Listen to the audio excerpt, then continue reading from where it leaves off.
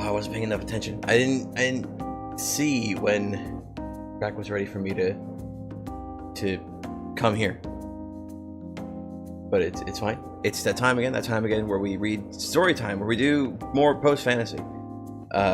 Good memes.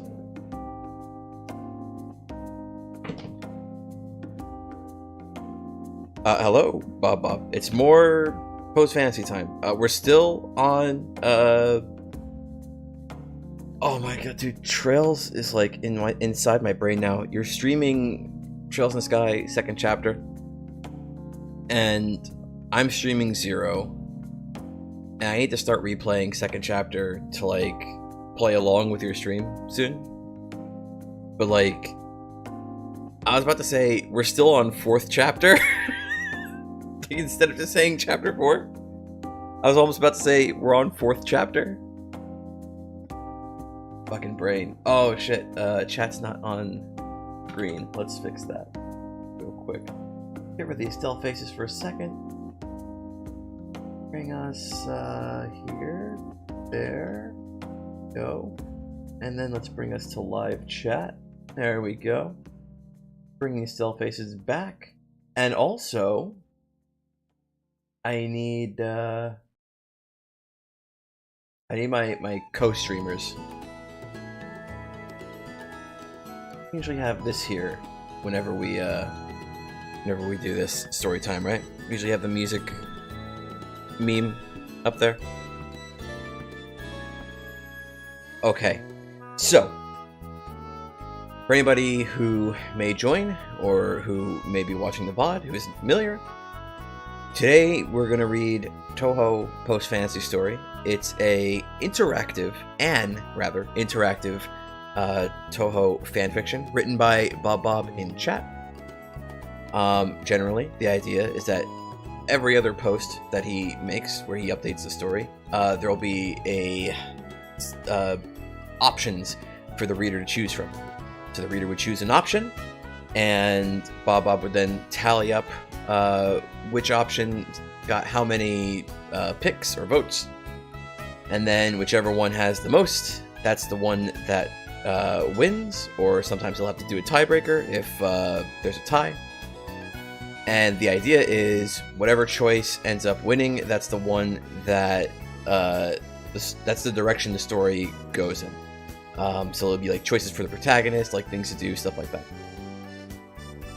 Touhou Post Fantasy takes place in like sort of like a distant future where fantasy and magic and that kind of stuff have kind of declined. It's starting to wane away.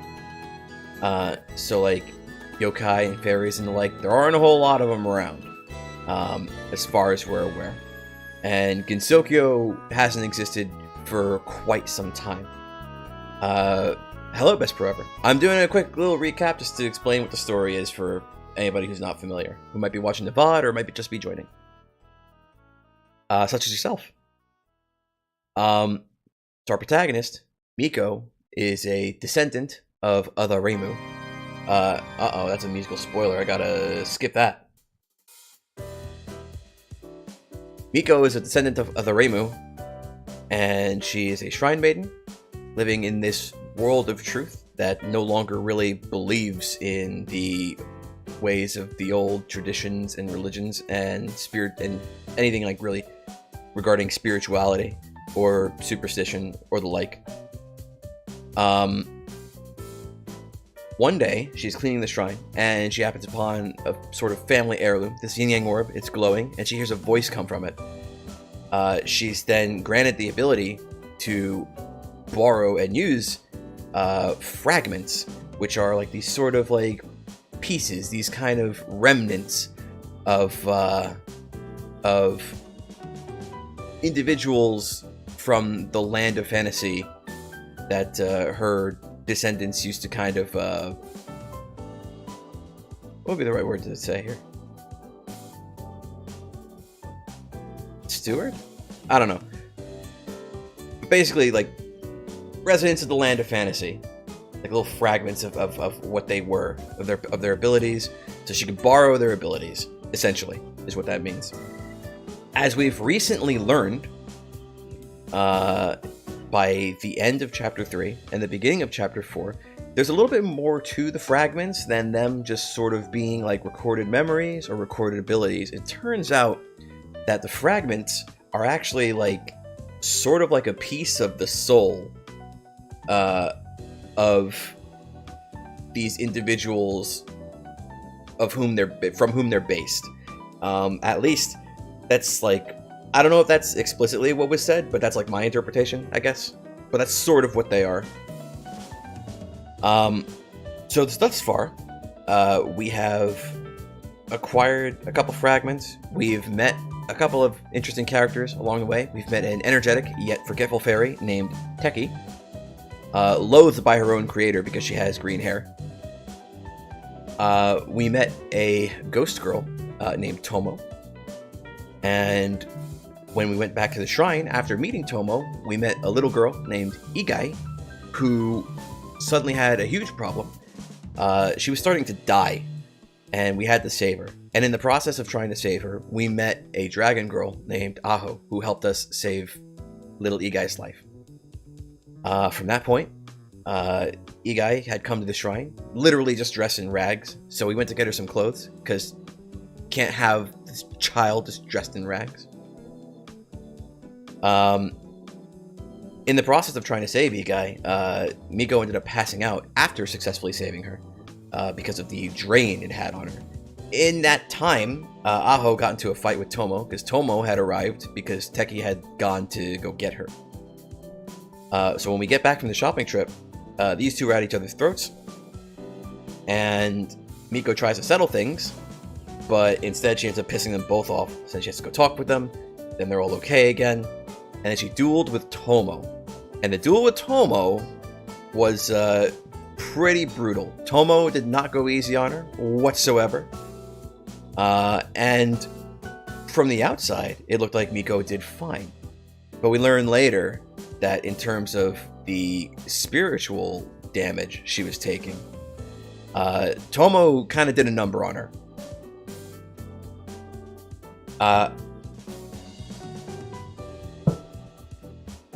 We also learned that Kyohi, the voice from within the Yin-Yang Orb, is not too fond of Miko herself, as well as the way she's trying to kind of go about things.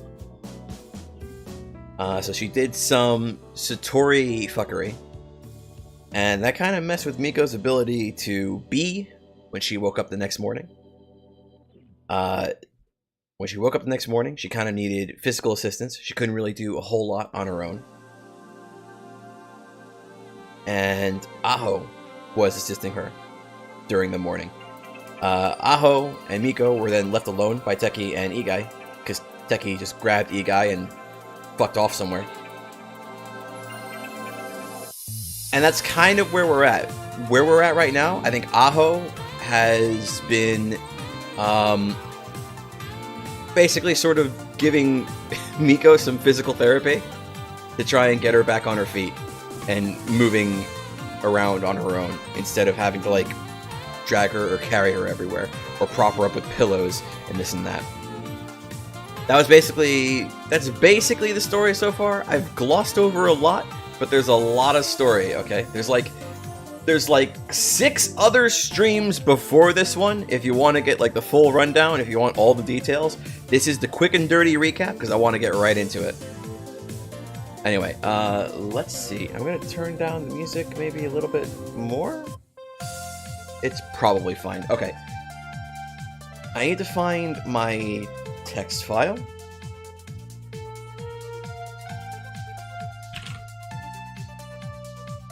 Because that'll have where we last left off. Or left off, excuse me. Okay. So, if this is correct, we're now on the part of Chapter 4 called And Now For. We've also read Tomo 1 and Tomo 2, the side stories. We've also read Second Shrine Maiden in Paradise and The Night Meets Day. We've also read Scarlet World. We've also read Ministry of Right and Wrong. We've read Little Sweet Poison, which, for me, for my buck, that's the most emotionally impactful part. Gonna be real with you. We've read parts 1 and parts 2 of Forgotten Child, and we've read a theory. There's still 1, 2, 3, 4, 5, 6, 7, 9, 10, 11, 12. There's still 14 side story chapters for us to go through. And also, chapter 4 is still 200 pages long, and we're only about 30 pages deep, give or take. So, without further ado, let's get right into it. Let me open up a new tab here. Let's drag this over here. Let's go to Touhou Post Fantasy. And let's get that up. Okay, there we go. Chapter 4. Maybe towards the end, we'll look for like a side story chapter to read. But for now, we're going to try and get through more of Chapter 4. So the text is like actually visible. That would be helpful, right?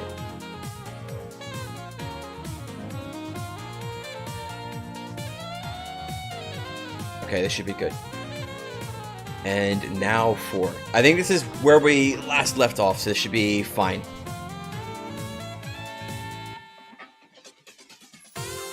Okay. So when we last left off, we were here. Aho and Miko were having a conversation. And Miko was recovering. Oh, right. Aho also promised Miko that, like, whenever Miko wants to practice with a fragment, she would help. Meaning that Miko would basically get an experience bonus. Is kind of what that means, essentially. Anyway. New part of chapter 4. This is perfect! Techie! Well, not you guys screaming in your hands as you fly away up into the sky. But everything else is great. And even better, you follow so many rules perfectly this morning that it makes you feel really good inside. Rule number 3, help those who want to help. Techie, please let me down.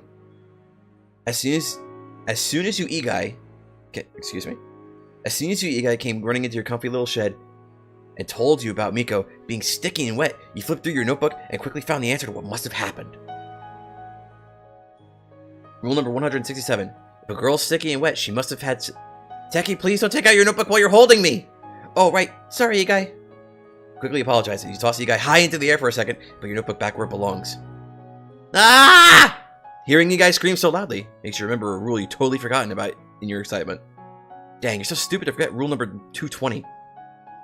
Don't make things that make people scream in terror. If Igai hadn't started falling towards the lake, you'd totally make another tally mark for forgetting again. You rightly think of how weird it is that Igai can't fly? Maybe she just takes after Miko then? Because you've never met any yokai who couldn't fly before. And yeah, you don't have a good memory, but before you met Igai, the 3 you do know, including yourself, could totally fly. Flying faster than Igai can fall. You take a wide approach to catching the kid as you briefly take out your notebook to make sure you're doing this right. Yep. Rule number 160. When catching a falling person, approach from a wide angle to make sure not to hurt them too much. Mommy! You can't help but feel a tinge of sadness when you hear Igai crying for Miko instead of you. Come on, you can be just as great as Miko. And as you swoop in just before Igai falls into the lake, causing the water below to break into waves from the speed you're going out, you look downward at Igai, in your arms, hoping to see her smiling. Instead, Igai has totally stopped moving. Not even breathing. Not that a yokai needs the breath, apparently. But that's still probably bad, since she's been doing it since you met her. Hey, Igai! Igai! Give Igai a light tap on the head as you continue to return to flying far above the lake, but no response. It's almost strange how silent it is now without Igai constantly screaming at you. Not that her screaming at you is a good thing, except when it woke you up right away this morning and you could help Miko right away. And you'd totally like to check on your notebook to see if it's normal for people to faint after you take them flying.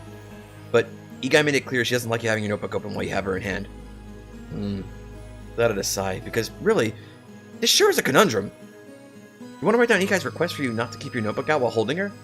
You want to write down that you forgot about Rule 220 again? You want to write down what happened this morning before you left with Igai? It's just so much. It's probably best to follow Ikai's request first, though. You think that was a rule? Something like, if someone has a request, you better not let it rest? Well, if that's really a rule, you'd better follow it since it sounds really important. Ooh. That a loud whine to keep flying circles around the lake. Why are you whining, though? Well, because you're looking forward to bonding with Youkai by letting her fly with you. You've got it written down that Youkai seemed most interested yesterday when you spoke about flying, after all. But until Youkai wakes up, you're just alone, up in the sky, flying around with only your thoughts and the unconscious child in your arms. And man, do your thoughts go screaming when you remember what you woke up to this morning. You never thought that Miko would be so promiscuous, or Aho so ready and willing. Sure, Aho marked all the requirements of being the forward type. This was definitely earlier than any other matchup you'd written about prior. Really dumb of them to try and keep denying what they did after they followed almost to an exact point the list of how people would act after sharing the bed like that. Heck, they even skipped step, look away from each other while blushing, and went straight to sly allude to what happened last night. Maybe they just moved too quickly, though. Since they went to the physical fighting part that was supposed to come way, way, way later in the relationship. At least, when you stepped in, you managed to stop it from completing that part. Who's Aho, though? She seemed to actually know you. At least, she must have known you well enough to give you a super cute nickname. Maybe she's one of those dragons you've got written down.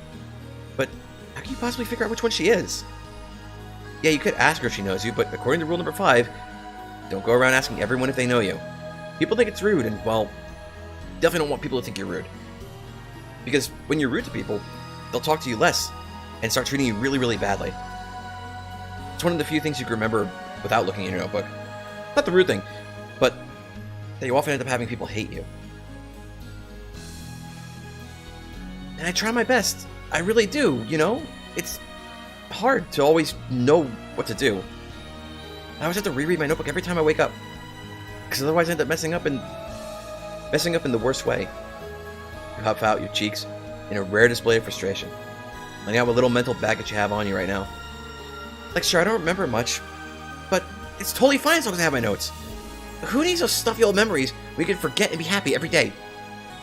You yell out as you increase the speed at which you circle the lake. Your speed at this point is nearing the breaking point, as the air sharpens in front of you. Tuck Youkai further into your chest as you keep moving forward. It's the best thing to do in the end. Move forward and see the horizon's end. From against you, right before you break the barrier constraining your speed, you hear Youkai's soft voice, as clearly as a thought within your own head. But don't you want to remember Mommy? You're going too fast to safely stop quickly. Well, that would be the case if Youkai wasn't with you. When you're around the adorable little girl, you feel a large tug within you to do better. And that tug is enough to make you do better. So, when you stop, almost on a dime, there isn't a sign of whiplash, or the wind's still moving around you. Or even a sign you've been moving at all. When you come to a stop, like the world stopped rather than you. Yeah, Miko's really nice, but I don't know if I can remember her no matter how hard I try. It's really easy to switch gears and just talk to Youkai now. Mostly because you burned a good chunk of excitement flying around like you did. Waking up in unfamiliar places over and over again certainly helps you to be at least a little good at fast talking. Funnily enough, Youkai doesn't say anything back though. She just stays silent as you hover in place far enough above the lake to see the entire city before you. The buildings sure are stupid looking to you. At least the sun looks nice still. And you do like just sitting up high like this, enjoying the silence and the air with someone with you. It doesn't really feel like someone's with you despite the person accompanying you clearly being awake and aware. Just look how wide her white eyes are. She's definitely enraptured with the view too. Well, maybe not. She's only looking through your chest and is so still that you almost think that if you dropped her again, this time she'd stay in the air where she is without moving an inch. It's only after the sun has moved a noticeable amount that Youkai finally speaks. Can't we please go back to the ground, Techie? Her voice is once again quiet, no longer feeling the high of morning excitement to meet a new day. You realize that you've probably broken at least 30 rules doing what you did with the kid. I'll take you back to the shed. I've got loads of things there we could do. But maybe you can still recover from this. Youkai's awake after all, so this is a perfect chance to try again for a third time already. You start moving fast towards where your nice home is, but Youkai calls out again before you're even halfway there. Slower, please! Wow. She sounds almost like a mouse instead of a kid when she speaks that high. Oh shoot, that's another rule you broke by having her speak. Is that another rule you broke by having her speak like that? You hadn't looked at all the rules about children for a long time, so you're really rusty on what pages those are even on. Sure, gladly. And hoping to show Igai that you're totally willing to listen to her, move at a much slower pace towards the ground. Yeah, it takes long enough that you start counting the seconds it takes, but who cares that it took you 714 seconds to get back on the ground? You sure don't. Not at all. Landing, Igai scurries out of your grasp, falls to the ground with a resounding umph. You worry about her being hurt, but quickly instead prioritize looking through your notebook and finally adding those things you want to write about while flying. Sure, it takes less than a second. When you put the book away again, Igai's already managed to put herself up enough to be looking directly at you. And if you hadn't talked to Igai yesterday and listened to her requests since you left the shrine, she'd definitely be looking at you much worse than she is. Yep. So instead, she's looking at you like living garbage. She's giving you that patented old, I want to go home look. Of course, you are technically home. The entire shrine is something like Igai's home. So that means your home is her home. So she's gonna love visiting. Scary, Techie. That makes you actually recoil slightly. Because there's nothing quite like the bluntness of a child speaking her mind. Sorry about the flight? You give a half-hearted apology, but you don't lose ground. You keep speaking. I thought you liked to fly is all. You said flying sounded fun, right? You're really trying not to strain yourself and just act natural, which, yeah, of course you are. But it's hard when such a cute kid is looking so distrustful of you. You really didn't mean to scare her. Yeah, but I didn't mean like that, and you let go too. It was so much scarier than how you said it'd be. You guys' voice holds what must seem like rightful anger at your actions. To you, however, you think there's a disappointing misunderstanding between you two. Heck, Igai isn't even looking you in the eye. Igai isn't even looking in your eyes. That's super rude of her. Rule number 107, maintain eye contact when talking with someone. It's an absolutely basic principle. That's what you wrote down, so it's gonna be true. But that isn't what's important. What's important is making sure Igai has tons of fun while Aho and Miko sort out their problems. That's the #1 priority of a super duper nanny. Sadly, you're currently a rather poor nanny, aside from the flying. You have absolutely no idea what Igai would want to do. You kind of just thought that once you got to your cozy shed, everything would work out. Instead, you're now standing well above the young yokai child next to you, awkwardly having to stare down at her as she stares up at you. If a passerby witnessed you two, likely look as if you and Igai were in a showdown or a staring contest. Sure, those things were kind of fun, but that's totally the wrong thing to do right now. You break off the accidental staring contest with Igai and hunch over as you blaze through your notebook, trying to find something you two could do together. Because, as you saw when you reviewed the small thing this morning, Igai was totally not into just talking with you about random stuff. Heck, you almost let out a sad laugh when you read the words, "Igai looks sad when I talk," written in large over some very old and very much unneeded past information. Who needs to know what the day the shopping market was made, when there's a much more important fact that you made Igai sad? True. But sadly, all the pages about you being great with kids don't into why kids liked you. Probably should be don't go into. Just saying things like, the kid sang song with me and smiled, I played tag with all the orphans, and we ran and ran until we couldn't run anymore. But you mentioned all those things yesterday, and Igai was like totally uninterested. You go lower and lower to the ground. You feel your mind rack with despair at the inability to find in your perfect notebook any strategies or advice for dealing with Igai. You just want to make her happy, dang it. It can't be that hard, right? Right? We're switching perspective again. Becky's really scary. You told her that too. And from how her black doppel is fretting about you, she's definitely worried about that. You don't know why she'd care though. Miss Dragon told you it was fine to say things like that. Well, she actually said that you should say whatever you want, but you don't think Mommy would like that. Mommy did say Miss Dragon was the reason you were okay though, and Mommy hasn't lied to you. So, you should listen to Miss Dragon at least a little. And it's not your fault that Techie's doppel is hopping up and out of the real Techie like that. So, what if she looks really worried? She took you away from Mommy and dropped you for a stupid notebook. That stupid notebook did have some really cool pictures in it, though. Teki showed you tons of yesterday when she spoke, and didn't really mind listening to Teki. But she just talked so much, and it was so much more fun looking at her doppel. Which is great, because you listened to Teki and you didn't look at her. You haven't had the chance to tell Mommy about that, but you're certain that hearing that would make her happy? I'm very confused by this line. You didn't stare and didn't interrupt when someone spoke. Exactly like Mommy taught you. Fucking when?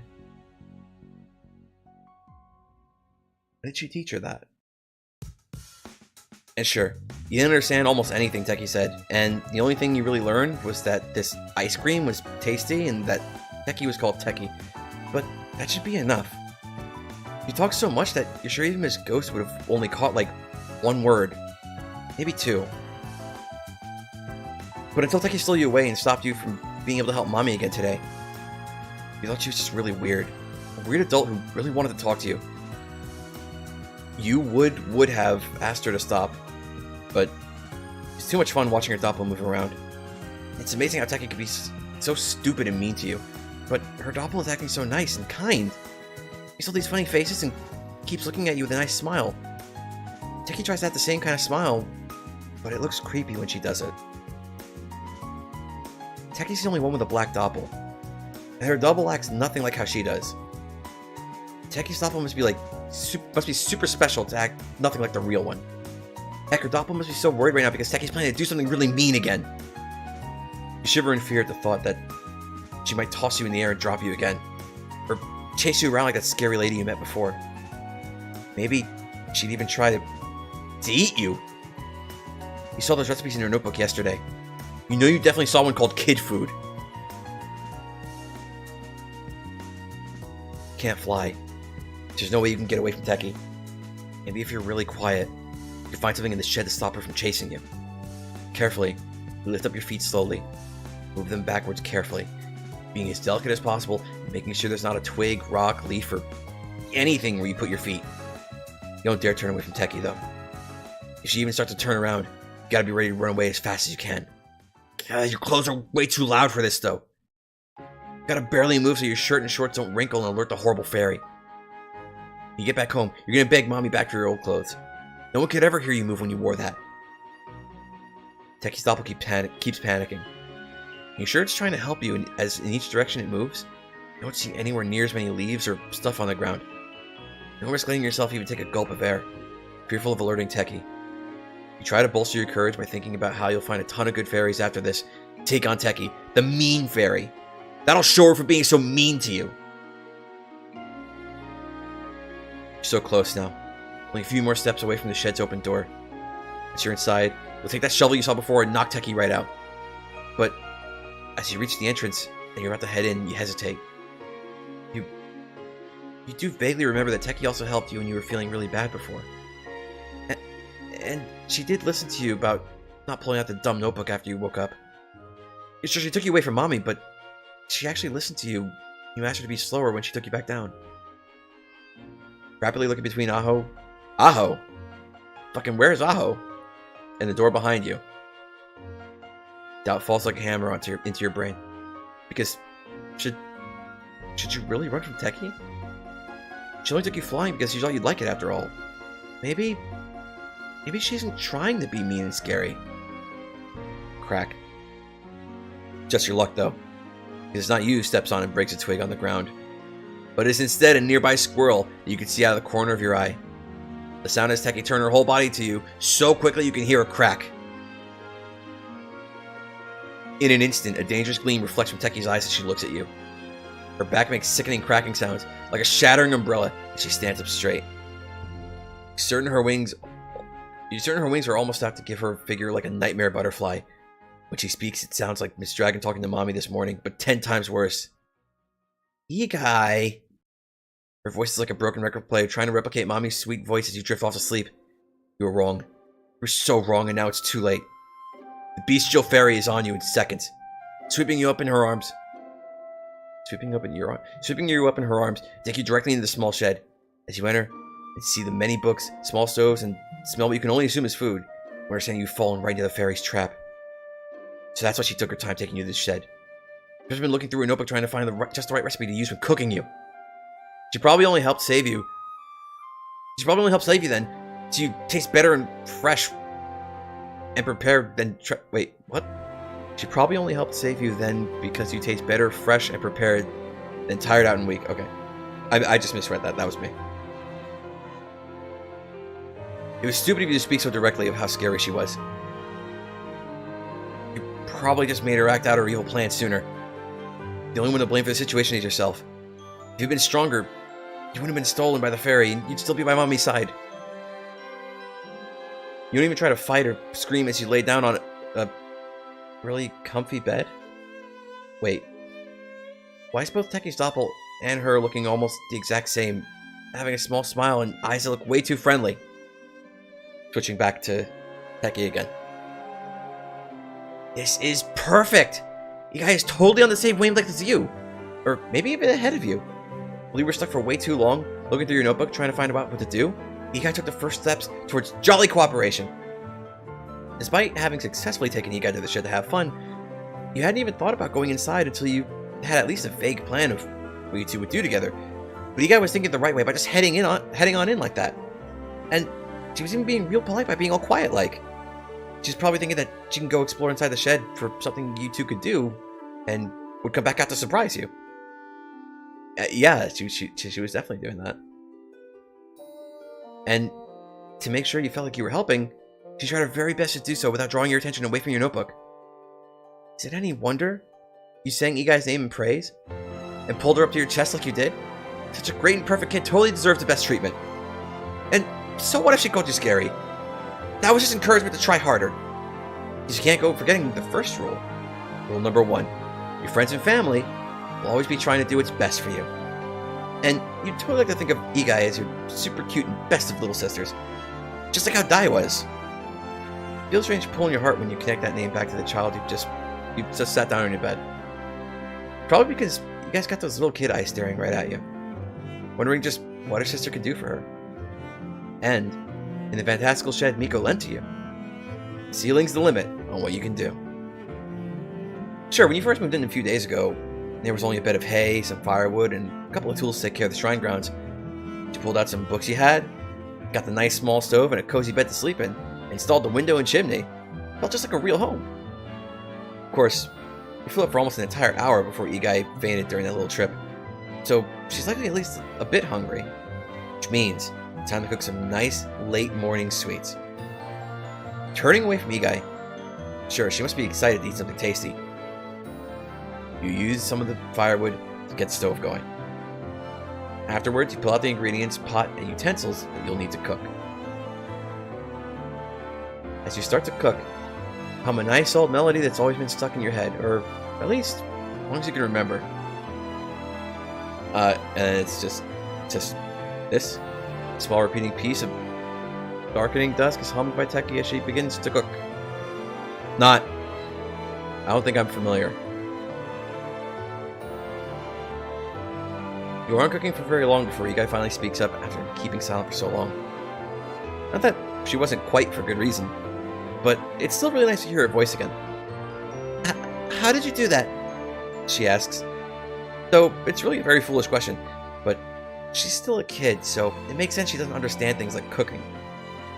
Well, to turn on the stove, I put some firewood in an empty space that's right below the stovetop, and then I used a pinch of fire magic to light it up, you explain, as you dump the ingredients you've got into the pot, along with some water. Reaching up, you open the window to lighten the air in the room. Not that, Igai exclaims. Where all that stuff came from? You didn't have that pot before? Igai says, trailing off as if doubting her own senses. For you, though, that's just a strange thing to be confused about. Super simple, too. Heck, you even got it written down right there. Wait, you even got it written down that there were ice fairies who could make ice appear. So what's so weird about you making pots and pans appear?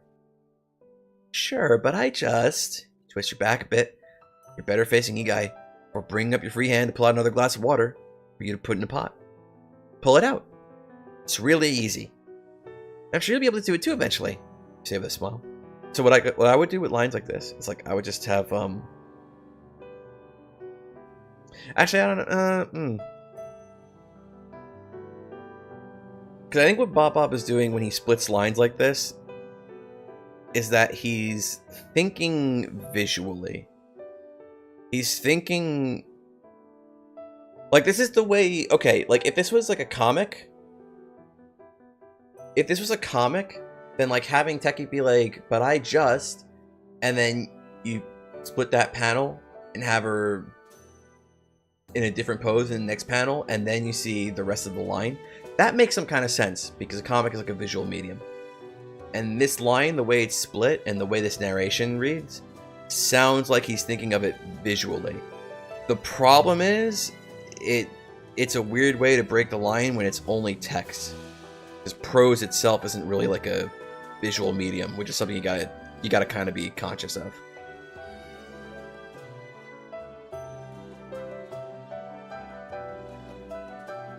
I'm not saying that's a bad thing, Bob. I'm not saying it's a bad thing that you think of these scenes as you write them, that you visualize them as you write them. That's actually really good, because if you visualize them well enough, you can describe them really well. The problem is more when it comes to the way you split lines of dialogue. Particularly in cases like this where you split a sentence like that.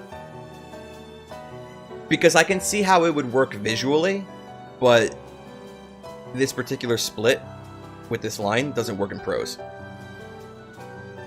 Because there's no visual to go with it. Like, I have the image in my mind now that I've read the narration, but the way it reads when you're reading it, it's like by the time you're done with this narration, you already fucking forgot what the beginning of this line was.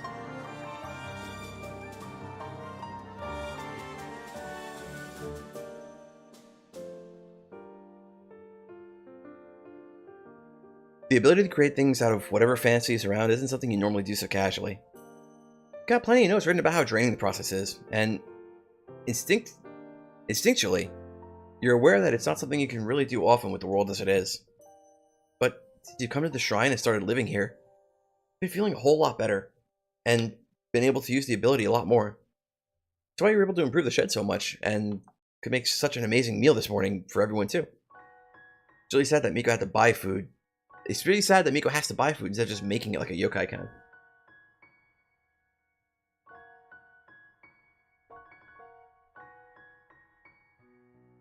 Taking a quick little water break. It's a lot of reading, okay? This is a reading stream, so it's like a lot of... Death is the only solution? I mean, that's kind of extreme. Don't think so, but... I mean... Youkai is staring at you like you've just done something impossible. And you guess, for a young yokai like her, it certainly seemed like that. Her mouth is even slightly open. It's so cute you can't help but feel a shiver of delight flow through your body, sending you into shivers. So, you're not gonna eat me? But Youkai doesn't keep being a great kid. Instead, she says a question so horrible, it makes you want to cry and retreat back into reading your notebook. But she obviously doesn't like you reading from it when you're talking with her. After all, if she was upset with you doing it while flying, she'll be upset with you doing it while on the ground. Of course not, Youkai! I only wanted to let you have some fun while Aho and Miko discuss their couple problem. You feel your face drip in worry at the realization that Youkai must have been really afraid as she woke up during the flight. What gave you the idea that I eat you? You ask as softly as possible. Yes, you didn't follow a lot of rules you should have, but you didn't think you broke so many that to make her think so horribly of you. Wait, that means she was serious when she said you were scary? Yeah, you'll worry about that later. Well, you took me away from Mommy really quickly and dropped me. I saw the recipe too. The one made of kids. That's what you're making now, isn't it? You're powering on the air conditioner to use me as the coolant. Oh god.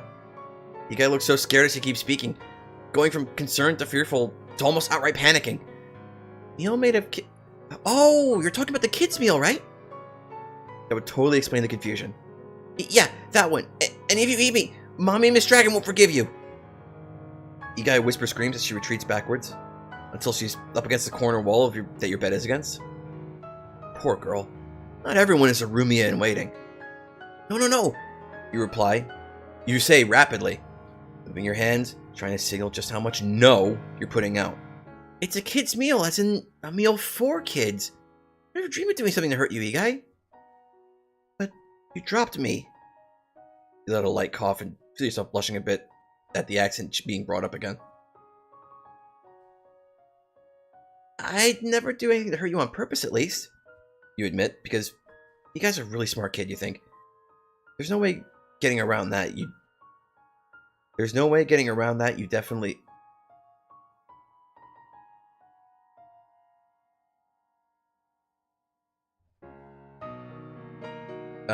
odd phrasing. There's no getting around that you're definitely a bit airheaded.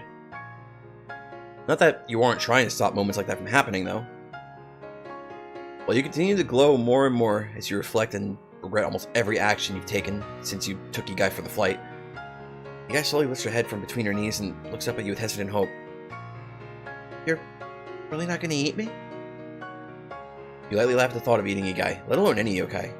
It'd be super freaky and wouldn't even get you that much more power than passively absorbing fantasy. No, Youkai, I won't. Now, would you like konpeito? Would you like konpeito? Or amanato? I swear they're both really tasty. You say, and with those words, Youkai slowly but surely finally leaves her shell of a corner and comes to stand next to you as you cook on the stove. What's konpeito and amanato?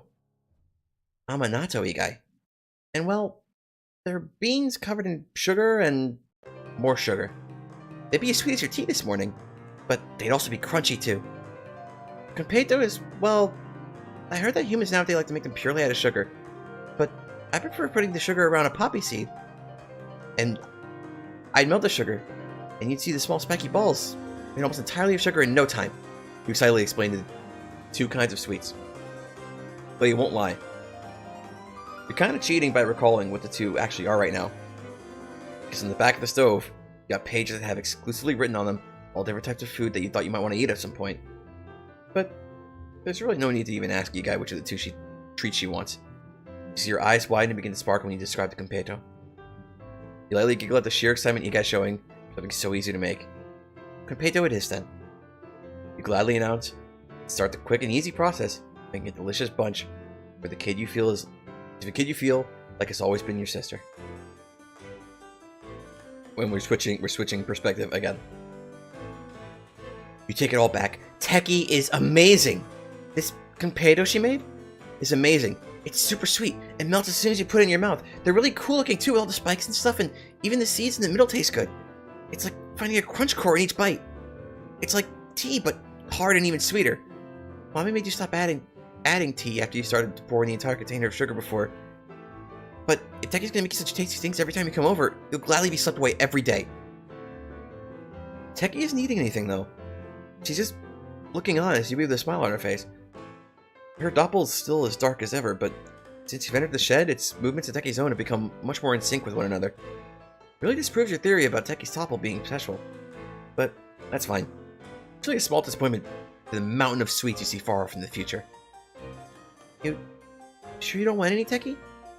You ask once again, to the kind fairy, between gulps of the candy that rests still in the pot that's between your legs. The same fairy who you definitely didn't think was going to eat you down to the bone only a few minutes ago. Definitely didn't resign yourself to being her meal or something. Totally. Nope. I'm happy that you're happy, Youkai. I don't need anything else. Wow. How did you think Teki was ever annoying before? You even think you could feel love coming off her from the last sentence. She's the super best friend then. Finishing off the konpeito you had left in your hand, you slow down and stop eating as you realize what you should say. Because after treating someone who really was only unsure what they needed to do to make you feel welcome so suspiciously, it's only right you ask her. Hey, Teki.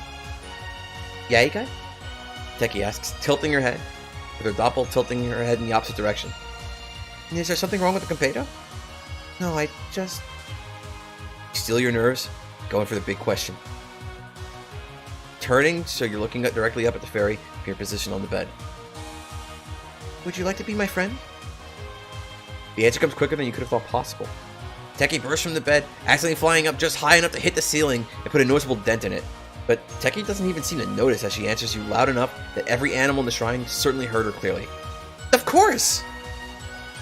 Teki's answer should scare you, but instead, her excitement easily rubs off on you. You start jumping on the bed as Teki spins rapidly in place. That's great! You'd be my first then! Friend. A friend? That's something Mommy hasn't had in a long time. She'll be so happy to hear you made a friend. Finishing her twirl with a light burst of harmless Maku, Teki picks you up with a mischievous glint in her eye and speaks of exciting things to come between you two. As your first friend, I promise I'll teach you all kinds of cool stuff. Like making stuff appear from nowhere and you hesitantly say the second thing you want to learn because after that scary time you still want to. Of course, youkai. I'll teach you how to fly faster than anyone who's ever flown before.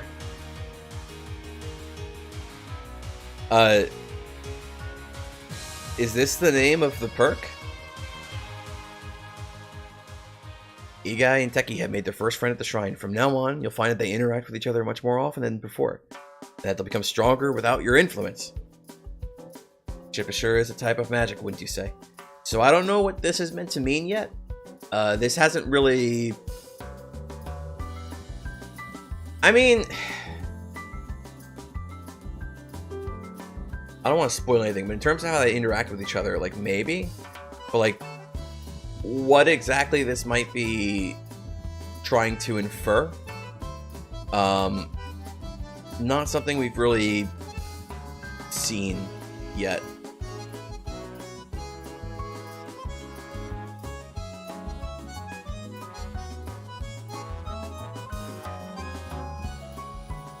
From the window high in your room, that is high above your bed, light shines through. Even right now, you can see catch from the corner of your eye the brilliant sun as it reaches its apex in the sky. The rays of sunlight that shine through cast a pattern of light on the floor.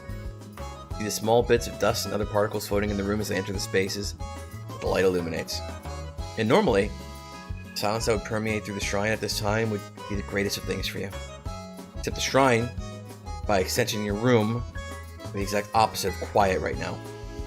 Especially your room, which is much more messy than it was this morning. For now, there's clothes strewn about the floor, having spilled from the closet, and an open straw basket of medical supplies on top of them. Come on, just hold still, will ya? And Aho is to blame for that completely, as she wrangles with you, and you desperately try to keep your dignity. I don't need any help putting on my shrine maiden clothes, Aho! Because currently, you're trying your best to cover your bottom with a bedsheet you'd grab in desperation when your pajama pants came off. You fell over when you tried to reach for those bandages, so stop being so stubborn, won't you? You totally need my help still. Aho growls as you run with a wobble around the room. I only fell because you refused to let go of me, and I'm running right now. I don't need your help, Aho! You scream at the end because you just narrowly dodged Aho's hand as she reached to pull away your precious sheet. You goddamn fell over and hurt yourself only a minute ago, you dolt. Stop spouting nonsense and running like that before you do something dumb again. Aho's raincoat becomes brighter as she speaks and continues to run around the room. Now with both of you on opposite sides of the room, unsure of which direction you're about to go. Counting it as a blessing that Aho is caring enough not to just fly at you or do anything rough to catch you. It's a blessing, not just because it's giving you a chance at not having things go farther than you'd like, but also because it means your room isn't getting destroyed. It's really easy to imagine how much of a mess your room would be if Aho wasn't letting things play out like this.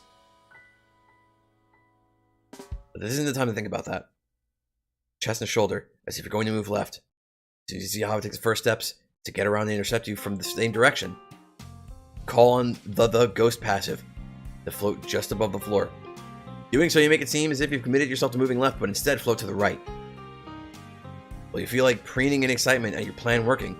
Aho clearly does appreciate how much work you're putting into this. Miko, I've already seen your chest bare. Stop thinking I don't mind seeing your panties. And it seems you using the fragment broke an unspoken rule Aho had been following, as she floats now a few inches above the ground. Her speed increases greatly, as she now gives chase to you, being able to ignore all the small ground obstacles that slowed her before. Crap. Your plan's completely backfired, and your one advantage gone. Thankfully, you're perfectly fine with begging. Aho, I'd care if you saw them. And the chest is different. I'm wearing a sriracha, so it's fine. There's nothing for you to be ashamed of when it comes to your stomach, for God's sake. It's too late. It's too late. Aho's managed to catch the corner of your sheet. Don't let go, though. Aho's grip tightens as she both tugs you closer and flies into your personal space. Don't! You twist and fall to the floor in an attempt to get the sheet out of Aho's hand without getting any closer to her, and it certainly does something. Shame that that something is wrapped the sheet completely around Aho's hand. Care! Aho's speed finally has her reach you. Her wrath inescapable. Aho collides with you. Really surprising how much her raincoat now resembles that beautiful sun that still shines outside. And amazingly, Aho's collision with you doesn't hurt, as she manages to bear hug you, as such, where you can feel her hands locked together behind you. But before you've even moved an inch from where you float, you feel Aho's hand slide around your waist. So when you go flying backwards, instead of being in front of you, Aho's behind you. Aho takes the blunt of the impact when she hits the wall. Thanks to Aho moving you out of the way, though, you barely feel a thing other than her hands wrapped around your stomach. Where she's grabbing is directly below your sriracha. This used to read a lot worse.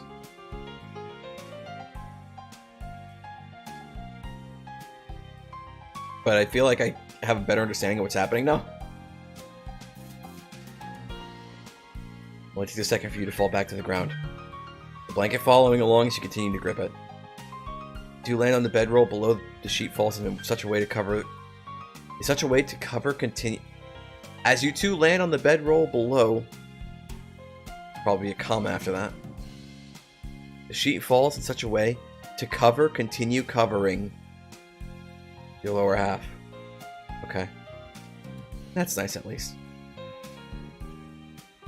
Okay, so since I pointed out a few of them and gotten confused by one or two, I should probably state again, just for anybody who might be watching the VOD or anybody who might not be aware, I am when it comes to spelling, grammar, and shit, I tend to be super autistic about it, like a super autistic grammar Nazi, to the point where if something is misspelled or phrased weird, I actually will not be able to understand what it says. Although somebody else might, I won't be.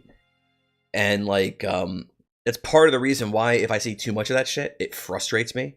To the point where normally, if I see it a lot, I'll just completely drop reading something, because I'll just decide it's not fucking worth it if too much of that shit happens way too often. The thing about post-fantasy is, doesn't happen super duper often, and when it does, my opinion of the story is that the writing, the actual contents of the narrative, there's technical issues that can be ironed out, but the actual narrative content is good enough, and the characters are enjoyable enough that when I see that stuff, I can actually kind of look past it in the case of this story. Proof you're dyslexic? Look at your Trails in the Sky streams. Dude, have you ever seen me read anything on stream? It's the same way. It's reading out loud is weirdly hard.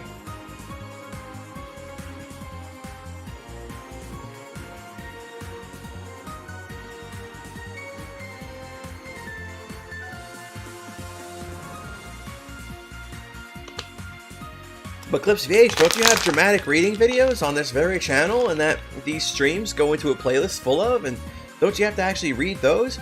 Yeah, but here's the thing. I could do multiple takes when it's a pre-recorded video. I can't really do that on a live stream. I can just read the same thing over and over again so that every voice I use in a dramatic reading video sounds unique. I can read the same line over and over and over again to the point where I have a really good take, and that's the take I go with, and then I just edit it together.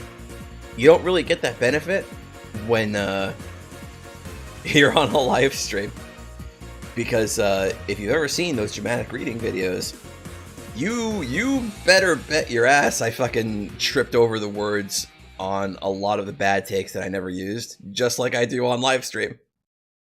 You just don't see those in those videos.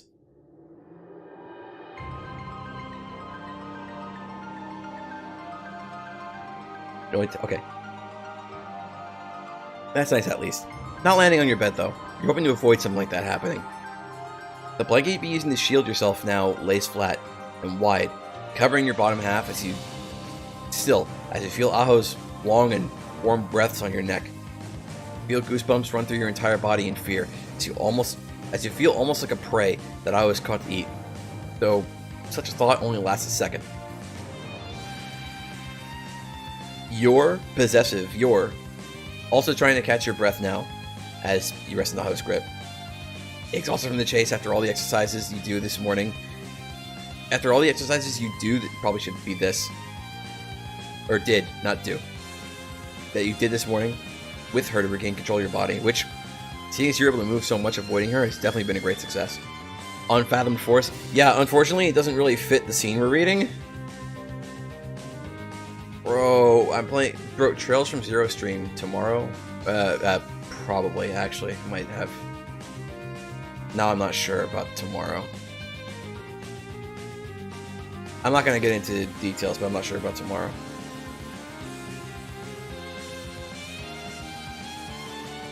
But I can't wait until we get through Zero, and we get to Azure, and we get to the part where this track plays in Azure. It's going to be so fucking good. I'm also dreading it, because it's the worst fight in the whole fucking series. Sorry, spoilers. Also, when I say worst, I mean more like it's the most grueling.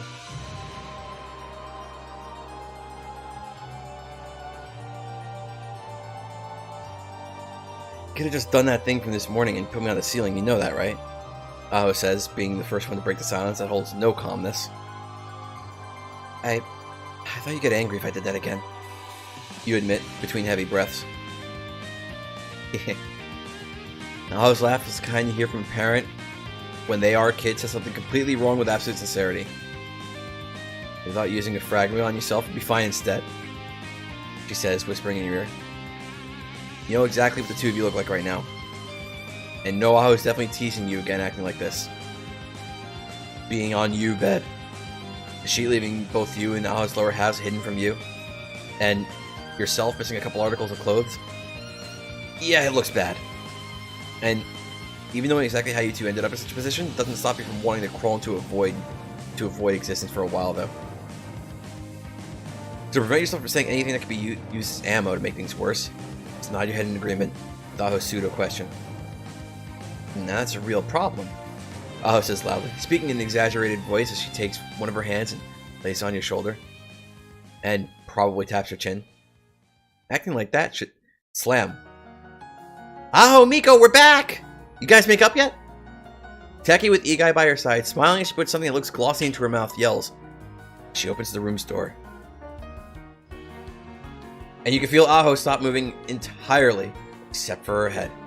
It's by instinct, rather than sight, that you know Aho's turned her head to look towards the two you wish heaviest right now hadn't come in. Time slows down for you, as every detail of what happens next becomes ingrained in your mind. No matter how many times you hit your head, how much you drink, whatever happens from now on, never forget the horror you feel at what happens here and now. First you feel the arm Aho has, still around your stomach, loosen, allowing you to actually struggle out of her grip, slightly, your body around a bit.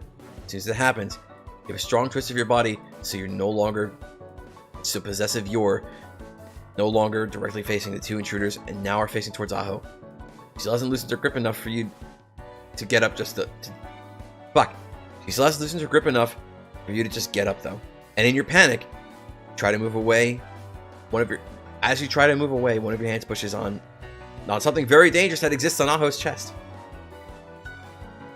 You don't dare look down at that, though. Or Aho's face, and you turn your neck as far as you can to not lose sight of Teki or Igai. What's the dangerous thing? She got like a necklace that has poison barbs or something?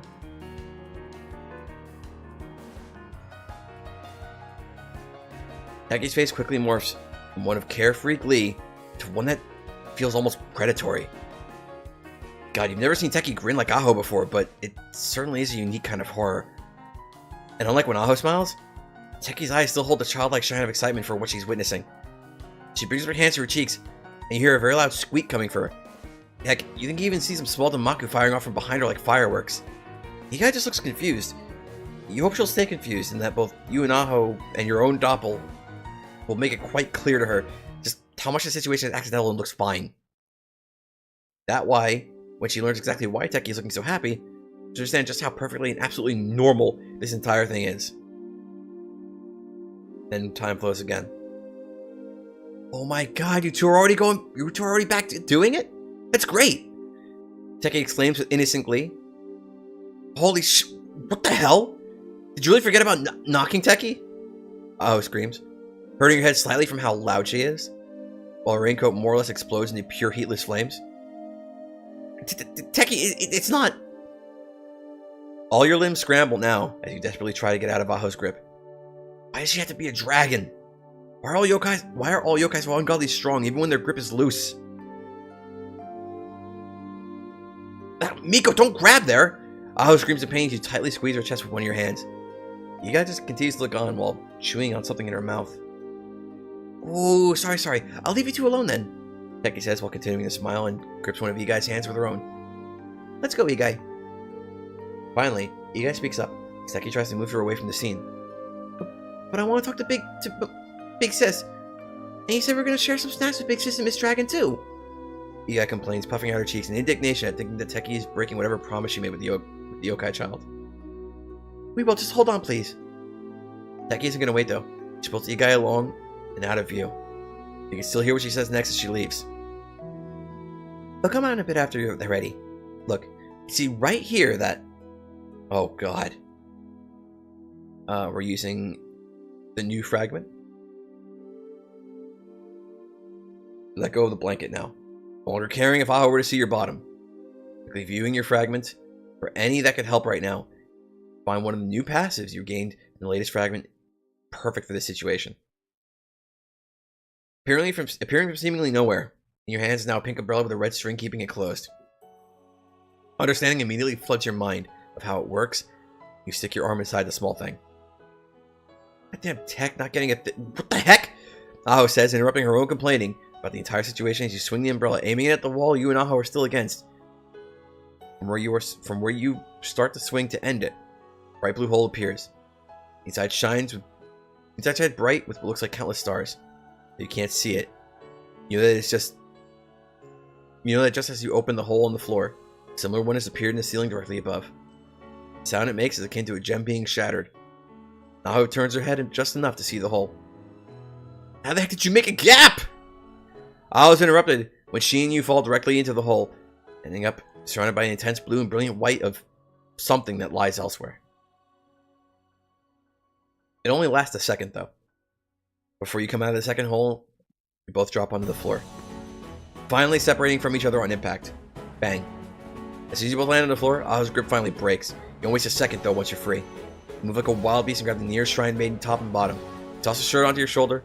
As you rush to get the pants on, nearly ripping the fabric as you stick your legs in. But makes little noise other than an annoyed sigh as she sits up after the fall. Her flames are in a barely coherent shape that, while they do cover her entire body, cannot be described even slightly as clothes. So you could do that, huh? Aho says more thoughtfully than you think you've heard before. Now this is the time to be thinking, this is the time to be rushing. And you can't imagine that Aho pulling her flames back into a raincoat is that important right now. Dignity in the garbage. You'll just get your legs in, put the rest on as you move. I wasn't helping at all by staring at you while you pull the pants up, making a loose and pouring out to hold them up. I think you're moving like there's some event you're about to miss. Tech and the kid already saw that bull. What do you think you can do about it now? Aho's sentence ending coincides with her raincoat fully reforming around her body with the hood down. Her hair is very strands sticking out, and she looks like she's just done with the hold thing. Cuz! You exclaim as you start to move out of the room, nearly tripping because you pants are too far down and you trip at the ends as they brush the ground. Taki's explaining what she thinks she saw us doing to Yukai. Yeah, Aho understands what you're getting at now. Her eyes are wide, and she's standing up and moving with you to stop a tragedy from happening. Just in case Aho doesn't fully understand, though, she has the most important part of what you know and realize. And she's gonna use pictures!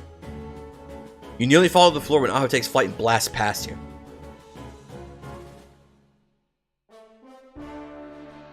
Even when floating to move faster, Aho still arrives in the main room. Youkai and Teki are long before you. You know she arrived by the sound of Teki screaming in surprise and the sound of, presumably, her and Aho hitting something. You come into the room, you see Aho holding Teki down on the floor, keeping a leg on Teki's chest. And Aho's hand is Teki's notebook, which Teki is desperately trying to get back. Or desperately trying to get back, though she's totally unable to get Aho's off her. Aho! Don't be mean! Please give my book back! And Teki really looks like she's about to break you cry. Youkai too, for that matter, as she stands in the spot that you assume would have been next to Teki until a few seconds ago. She seems to still be processing the event happening before her as she holds a small bucket. Heck, she seems to stop moving just as she was reaching into the thing. Tech, I got dragon eyes. I saw what was on that next page. You ain't showing that to a kid. Aho, still keeping her leg on Teki, turns to you. Oi, catch Miko. And with quick motions, throws the notebook your way. Clumsily. Officer Clumsily. Instead of clumsily. Clumsily, you catch the book. As you do so, you see Aho move her leg. Teki doesn't waste a second before she jumps up, likely to move towards her precious notebook that you now have. But before she can even really start moving, Aho grabs her sundress.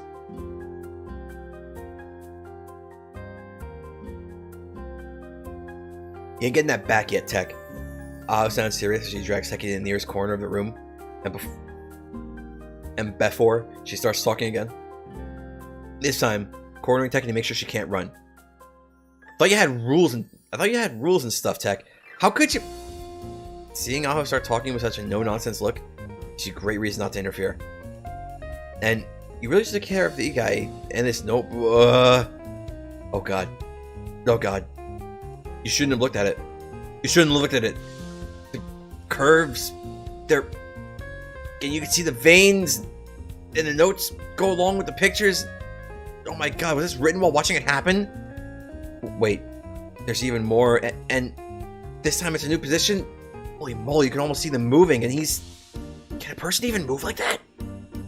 You, horrifying enough, squint your eyes, look more closely as you feel your heart race faster than should be possible, and your face feels so hot you think you're about to faint.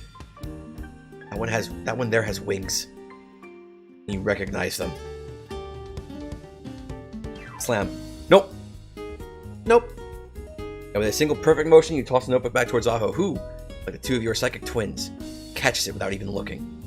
For your part, you move quickly to Igai's side, take her hand that is still hovering, and make a hasty retreat away from the perverted fairy. For likely the next few minutes, you're left alone with Youkai by your side. By your side. Should be 2 words. And Aho and Teki off in the corner talking about things. Trying your best not to think of Teki right now, though, because then those images flare in your mind. It's hard to stand up straight or not curl into a ball every time you recall them. Think. There must be something around to distract you. Crunch. Like a hawk locating a prey. Turn and look at Youkai. She's, again, chewing on something she just put in her mouth. Mouth. No! You vigorously shake your head, forcing yourself to pay attention to the bucket that Youkai's been holding. Inside you see... Competo? Wait, hold on. Has Youkai just been eating handfuls of Competo this entire time? Did Teki kidnap Youkai and then give her a bucket of candy? Youkai, what are eating? You exclaim, horrified by the fact you totally just failed as a guardian for this girl. Youkai swallows the pure spiky balls of sugar. Competo? Do you want some, big sis? She's so instantly raising the bucket in a gesture to offer them to you now. Youkai, that's not good for you. That stuff's all sugar. So?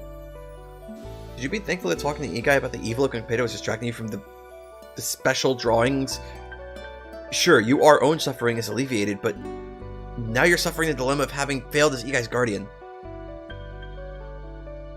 Seriously, Tech, don't you got a rule in that book of yours about telling children that stuff? Aho says, standing next to Teki, as she berates her for nearly doing a really, really bad thing. Which is good, because you certainly couldn't talk to her right now.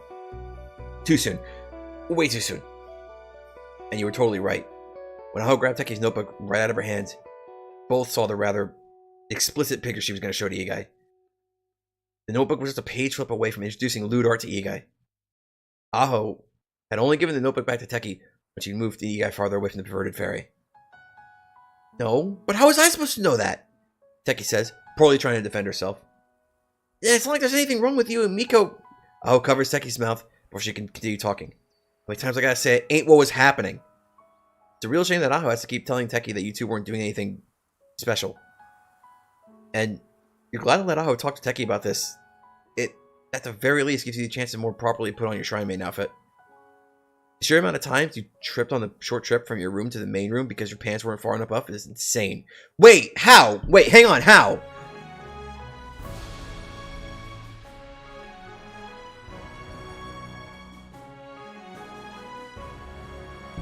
The narration before said that Miko was using the ghost fragment to float so she can get to the main room faster from her bedroom.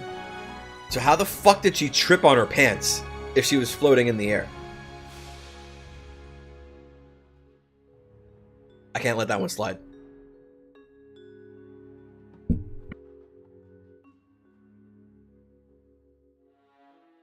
You don't know.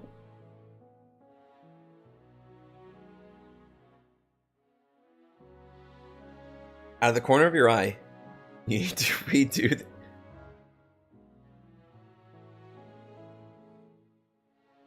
I feel like we've already memed about this.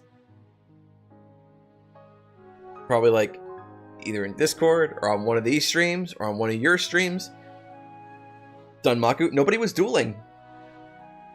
As far as we're aware, Aho literally just tackled Teki to get her to drop the notebook. She didn't fire a Dunmaku shot, and Teki didn't fire back.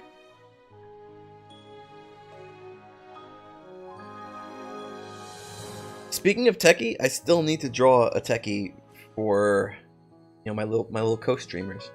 Like there's Igai there, and Aho was there before, and Tomo might show up at some point, but it's just those three. I need a Teki, and I need Miko, and then we'll have the full cast, or the full cast for now.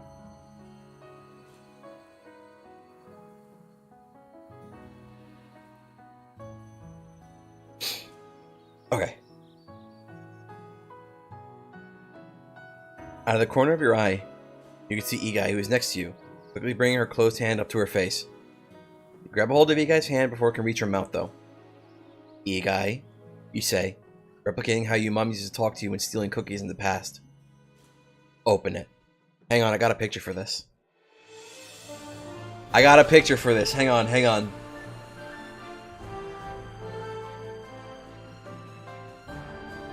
I'm sorry, we're getting distracted, but I have a picture for this, okay?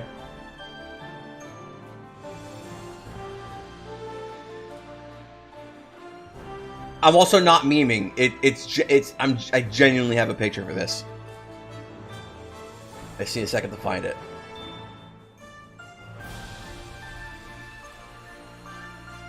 Where is it?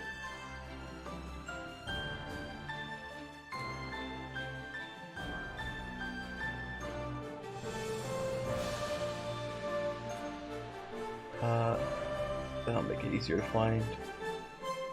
Be pretty recent. There it is. Okay.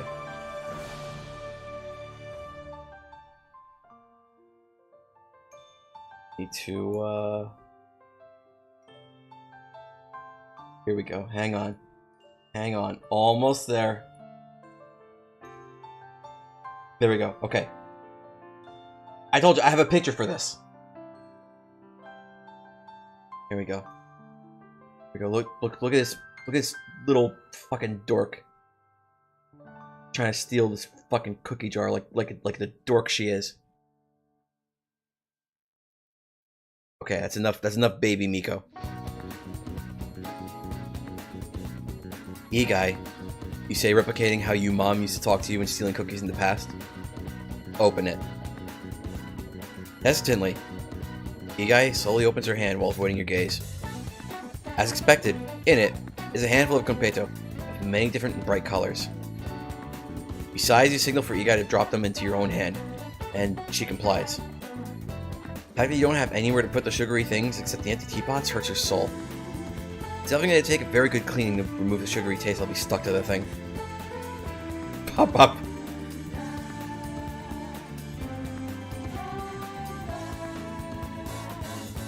Like, look, I know generally like 90% of the games I stream are like anime games, but like, you can't just pull out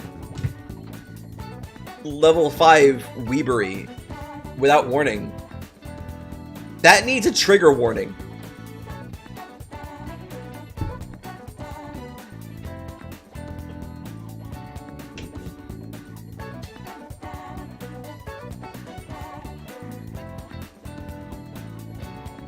Sorry, big sis, Youkai quietly says, embarrassed from having been caught yet again trying to eat the disgusting spike balls that Teki had given her. It just keeps pulling them out from somewhere too. Even after you look away, the small bucket is... Even after you took away the small bucket full of them.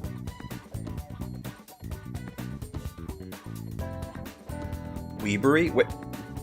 Best pro ever, are you not, like, currently in chat?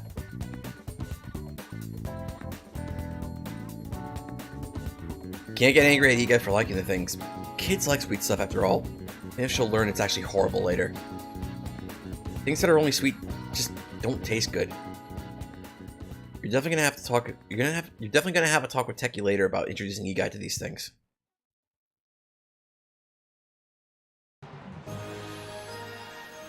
I don't know why Teki made you so much compero. It's not even time for dessert yet, and she gave you a bucket full of candy. You see that Igai is shuffling on the spot, worried about upsetting you, but she hopefully can see your anger is directed at Teki right now. So you're not the one who's most upset with the fairy right now. And add it where though? Should it be in section 7, Friends to More, or section 16, All Things Kid? Teki asks in an increasingly glowing Aho as she flips through her notebook. Add it wherever you put things like, don't show or tell kids about screwing without Aho's permission. And though you understand Aho's frustration in trying to get the very important concept across to Teki, you do feel a bit worried that Aho may just start choking Teki out sooner or later. But things that specific are totally useless. What if I forget about you? That takes any anger you and Aho are feeling completely out. Such a stark reminder of just how temporary and fleeting Teki's memory is, it makes it hard to keep up the momentum. No matter how hard Aho tries to do just that. Wait, look, you just... God damn it, Tech, fine. Aho throws up her hands in defeat. We'll talk about it later, just write that down, got it? She says, huffing a small puff of fire out as she exhales. The sound of writing is heard along with Teki sighing. It seems she was getting worried too, as she turns to address both you and Aho. I'm super sorry, you two, Teki says, giving a small bow. I was just so happy after playing with Igai, I totally forgot some very important rules, and I'm sorry for giving Igai that candy, Miko. I thought it'd be fine to give her a treat since he's been so good is all. Dang it. Bow and soft voice combined. The bow and soft voice combined break the last legs of resistance you prepared to put against Teki. It's fine, Teki. Just don't give Igai too much candy, okay? Heck, I don't even know where you managed to get so much. A small tug in your pants brings you attention down to the side where Igai is. She's looking very happy. Like, she's about to start jumping up and down any second now. Does that mean I can keep going to the shed with Teki, big sis? Maybe what you really need is a fragment that makes you immune to big eyes and honesty. Seriously, it doesn't even feel like you have control over your body when you bend down and rub Igai's hair. Of course, Igai. If you want, you can go see Teki whenever you want, but just make sure she's okay with it, got it? You add at the end, realizing how much problems could come from making it seem like Igai can just monopolize Teki's time completely. Yay!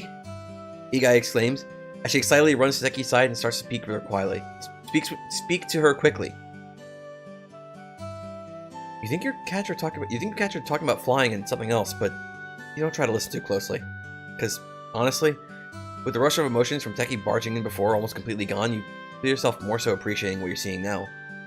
That is, Igai looking happy with someone else. It's a completely 180 from how she reacted this morning when Teki took her away, and you have no idea what happened to make Igai start liking Teki so much. Sure, Teki gave her way too much candy, but you can't help but feel that wouldn't be enough to have Igai jumping at Teki's heels. as if she'd be able to jump up and speak to the fairy. Wait. But you can't help but feel that that wouldn't be enough to have Igai be jumping at Teki's heels, as if she'll be able to jump up and speak to the fairy without having to crane her neck. She's a real pain, but can't say she ain't acting in good faith. Aho says after having slowly walked to join your side. Heck, you notice how the kid was looking at me? Huh? Wait. Igai was looking at Aho? All I saw was Igai trying to eat candy and looking away from me, though. Shows how much he was paying attention there. She's glaring daggers at me between filling her mouth. And yeah. You missed her doing it a couple times. Wait, I missed some? I almost took enough to compete over to completely fill the teapot! You quietly exclaimed to Aho, not wanting Igai to hear your frustration for having failed to completely stop her. Maybe she was keeping him in her shirt or something. Real clever. Well, yeah, at least what it's used against you. Oh, get that grin off your face, Aho. You're trying your best, you'll totally... And you will totally off your game after having this rush to stop Teki from showing those pictures to Igai. You wipe your sleeve across your face in a useless attempt to remove the blush you have. So along with everything you've learned about Aho this morning, also learn 2 things about Teki. He's an incredible artist. 2, she's likely a massive pervert. Aho thankfully draws your thoughts away from such impure things. Could have totally avoided this if you just let me help you change right away. But now your thoughts are drawn towards being annoyed at Aho. Heck, why'd you even want to change into that getup instead of any other cool comfy suit stuff you got? I need to take care of my shrine maiden duties. It's been too long since I did them. And if you don't do your duties, how could you possibly call yourself a proper shrine maiden? Huh? I thought you saw you do your rituals and whatnot not too long ago. Aho puts her hand on her cheek and tilts it. Probably some unseen memory. Hold on a sec. Talking about whenever you head out of the shrine grounds to go into the city wearing that thing? Of course, you solemnly say, matching Aho's doubting gaze, with looking away even for a second. Sure, it's not pleasant, but I'm the only shrine maiden in all of Zen. It's my responsibility to go around and make sure the place is properly blessed. It's something you really like to do once a week, and well, it's been nearly a week.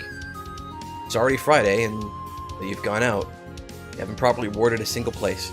This is chapter 4, and it's the 5th day, which means that the story started on a Monday, which isn't incredibly important, but it's nice that we're learning this now.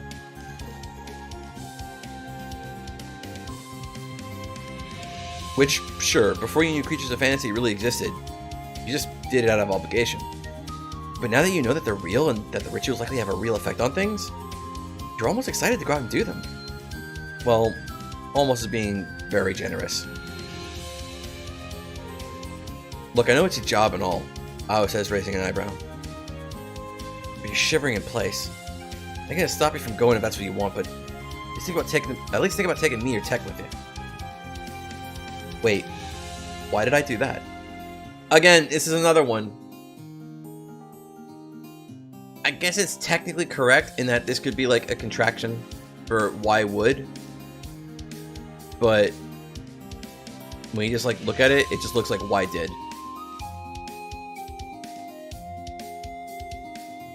Wait, why did I do that? Even when you say it out loud, it sounds like why did I do that?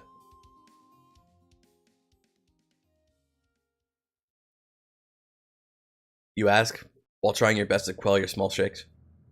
Sure, people aren't kind to me when I go out to work, but they've ever tried hurting me or anything. Deciding that it'll be fine to leave Igai and Teki up to keep talking as they head to the kitchen. Go leave the main room to go to a rather special place in the shrine.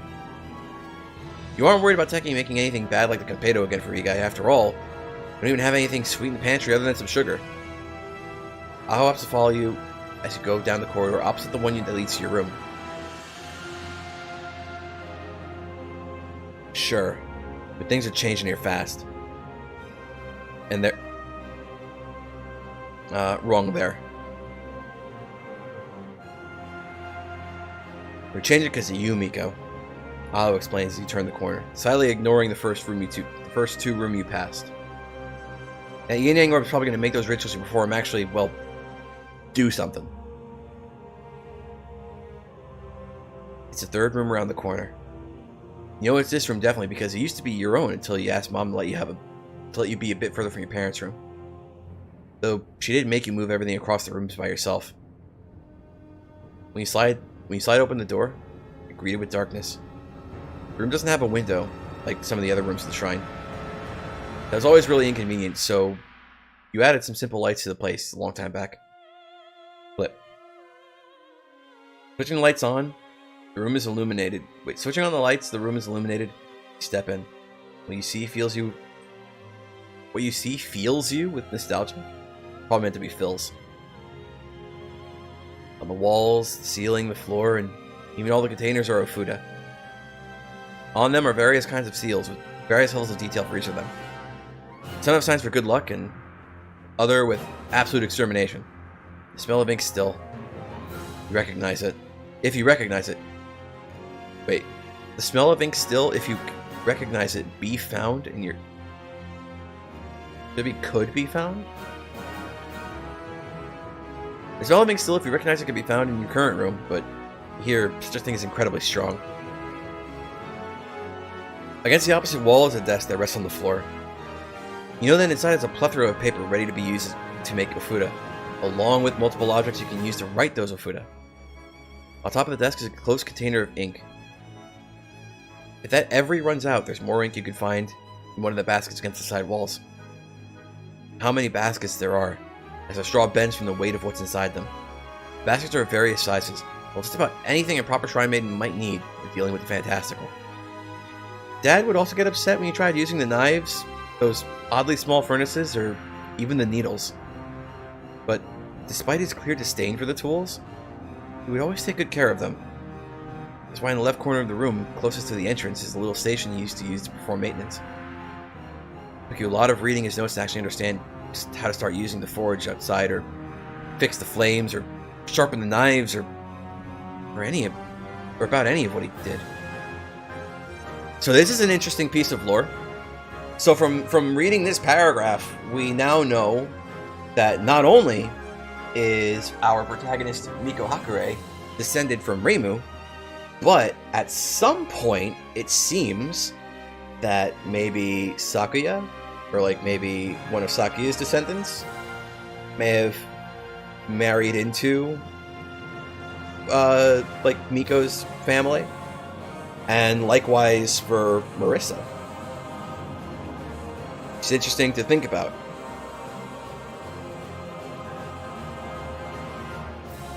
Also, I don't know if this is something that applies to like real Reimu, like canon Reimu, but it sort of applies to like fan Reimu, or at least it also kind of applies to Reimu in the game sometimes. But like, it seems that Miko's dad has from Reimu inherited her low tolerance for having to deal with other people's bullshit.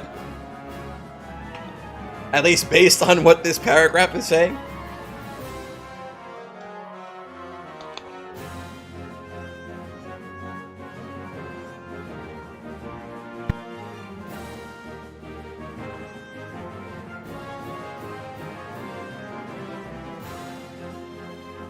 Building lore is good memes. That's why I have an entire document full of questions about it that you and I still haven't actually gone through.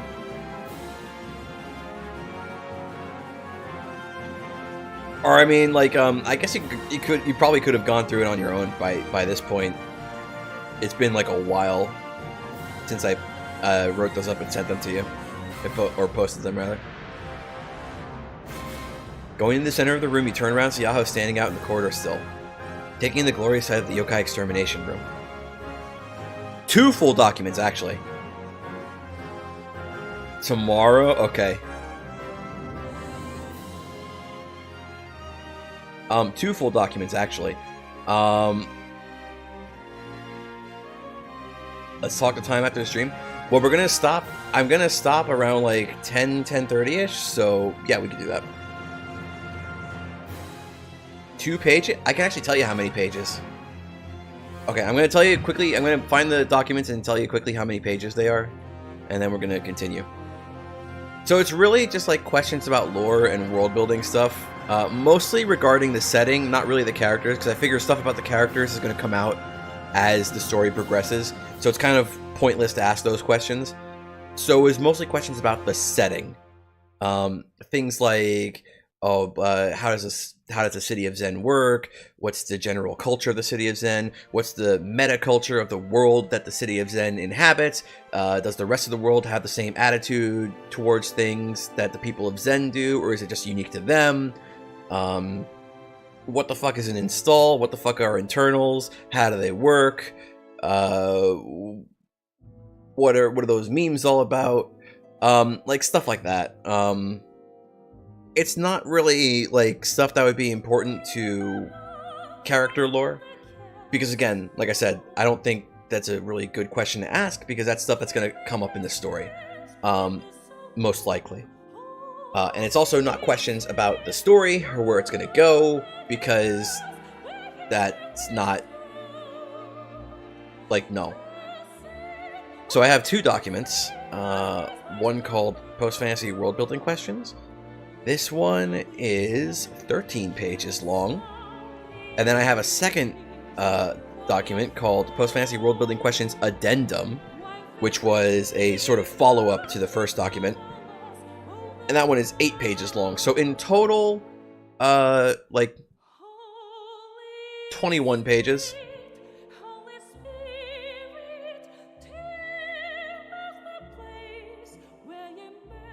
I don't usually let this version of this track play that often, because I get scared that the vocals might trigger Content ID. Going to the center of the room, you turn around and see Aho standing out in the corridor still, taking the glorious sight of the yokai extermination room. Well, it's not like I'm prepared to fight creatures of fantasy, you say, feeling super smug. Because, sure, until this week, you thought your family collecting these kinds of things and making you learn them could be annoying and even a bit lame. And you may have respected the art and history, but never thought they could actually help where it mattered. But now you know that the Hakure family must have been the best yokai hunters ever in the past. Well, I'll be, Aho says, slowly taking steps into the room. When she does so, you can hear sizzling each time she steps on a Yofuda.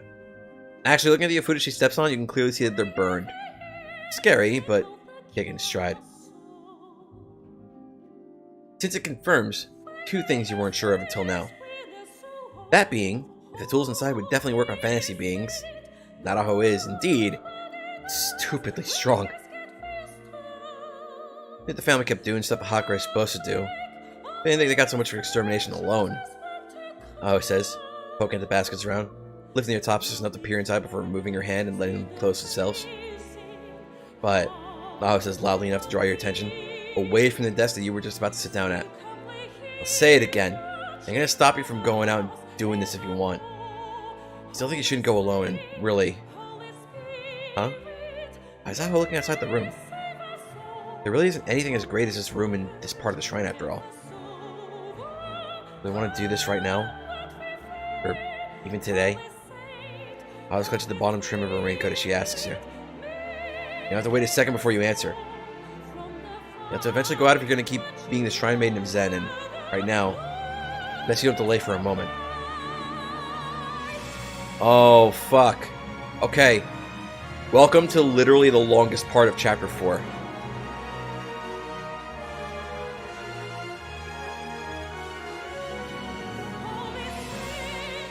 This part went on for a very long time.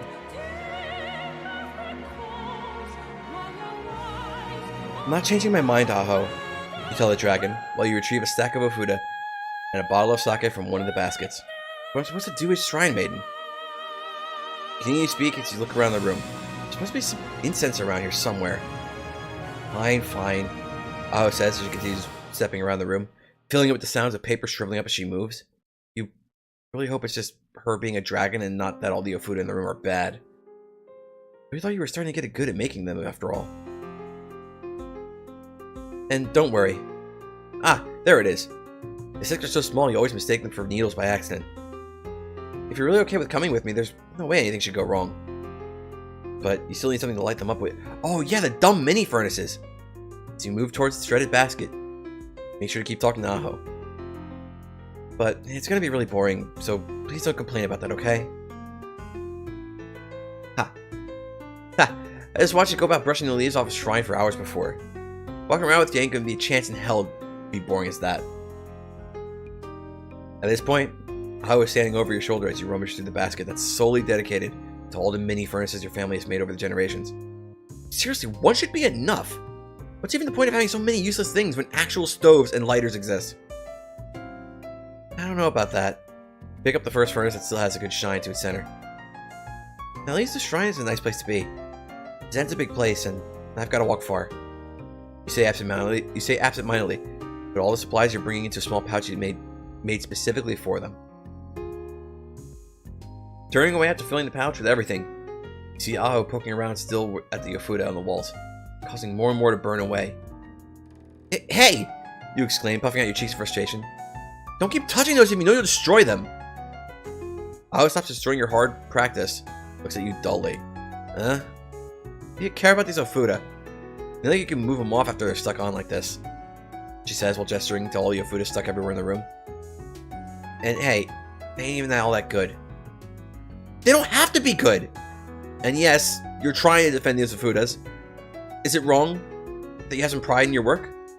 They're just practice ones. The ones I make now are a lot better. Aho moves her head, take a peek at the wall behind you. Her eyes quickly dart around as she scans over the ones nearest to the desk in the back. She gives a teasing smile as her eyes stop moving around suddenly. Oh? Guess that explains the ones marked more allowance, burn away fat, friend collector. Good for love. Your eyes are widening as she spoke out what was written on some of the Yofudas you really regret making. When she got to the last one, she rushed forward and covered her mouth before she could speak it aloud. There's no reason to look at him. All totally worthless. Probably made some complete hack of an ancestor. You grab on Aho's hands and pull her out of the room. Doesn't resist. You almost wish she did. When you manage to get her out and close the door. Her smile is a good indicator she isn't going to forget what she saw anytime soon. And you make a mental note to yourself to remove the more incriminating Yofuda in the room before you let anyone else in there. You have a small shudder of horror at the thought of Teki seeing one of the ones you made when you were a teenager. Yep. Total fool must have written those ones. Aho quite hasn't stopped the teasing though. Such a pure girl like you wouldn't write anything so lewd. You blush at those words, remembering the picture in Teki's notebook. That's right. You stutter out, working past the thoughts that threaten to flood your mind when recalling those images. What to tell Teki and youkai what's happening before we go? You don't let Aho speak again before you start moving back to the main room. You let go of her by this point and can hear Aho walking slowly behind you. And yes, it doesn't take you long to be able to see the room again after you turn the corner and keep walking. You don't see youkai or Teki there, but you're the two nearby, presumably still in the kitchen, making something together. As you keep moving, you quickly notice that Aho's steps become slower and slower behind you, until they outright stop entirely. Curious, you turn around and see Aho looking at one of the two rooms that are in this corridor. Okay, hang on.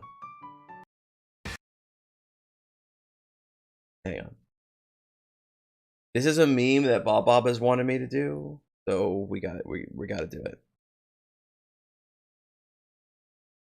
Should I actually? I don't know if I should. I will. I think he likes these tracks. Okay, let me make sure I got the right one. That ain't the right one.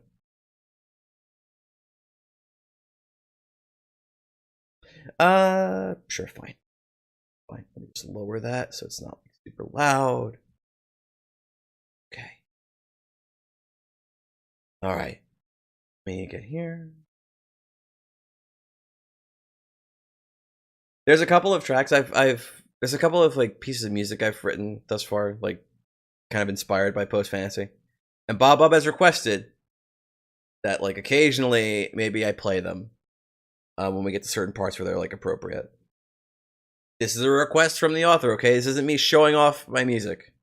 Just to be clear. Aho, you feeling okay? you ask gently to her. Because really, she looks kind of disturbed as she stands in front of your parents' room, where we're triggering passives.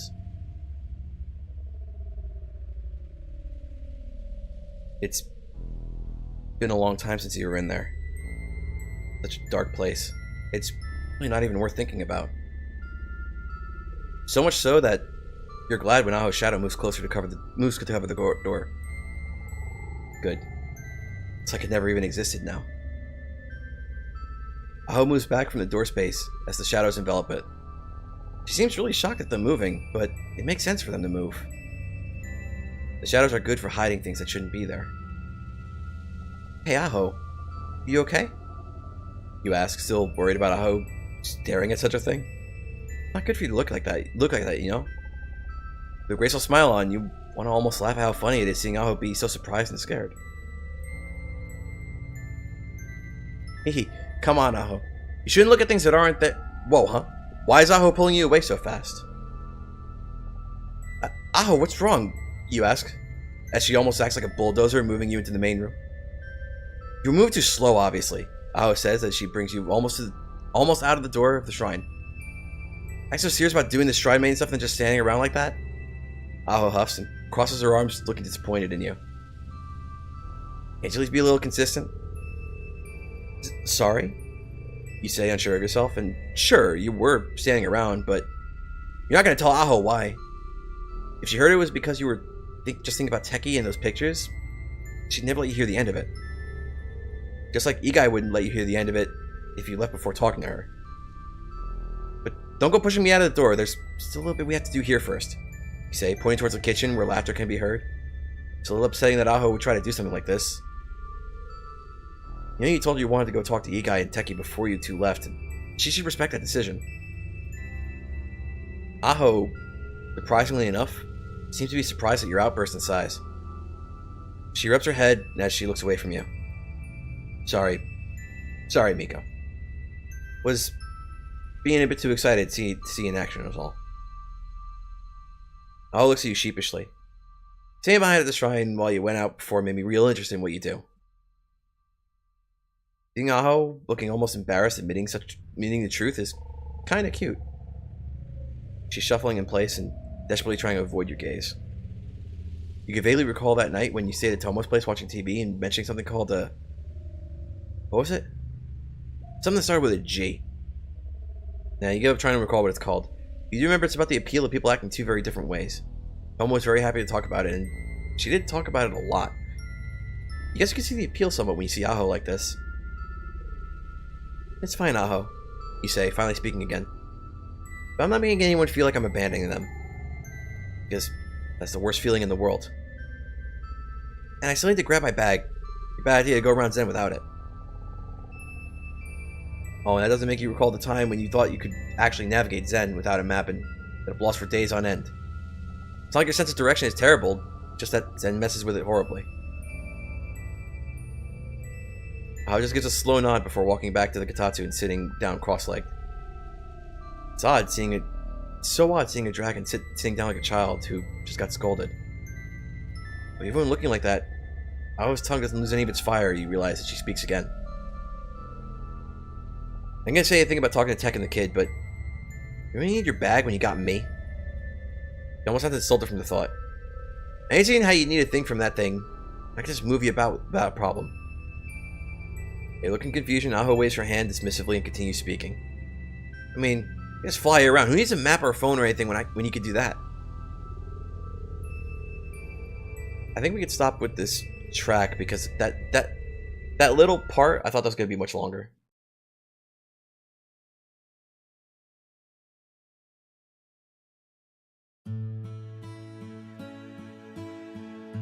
Well, because it totally brings too much attention to us, you yell indignantly. Joining her at the Katatsu, but standing up instead of sitting down. In case you didn't catch it, that was like a really fucking weird moment for Miko. That passed a while ago. I thought that part was longer, but I misremembered.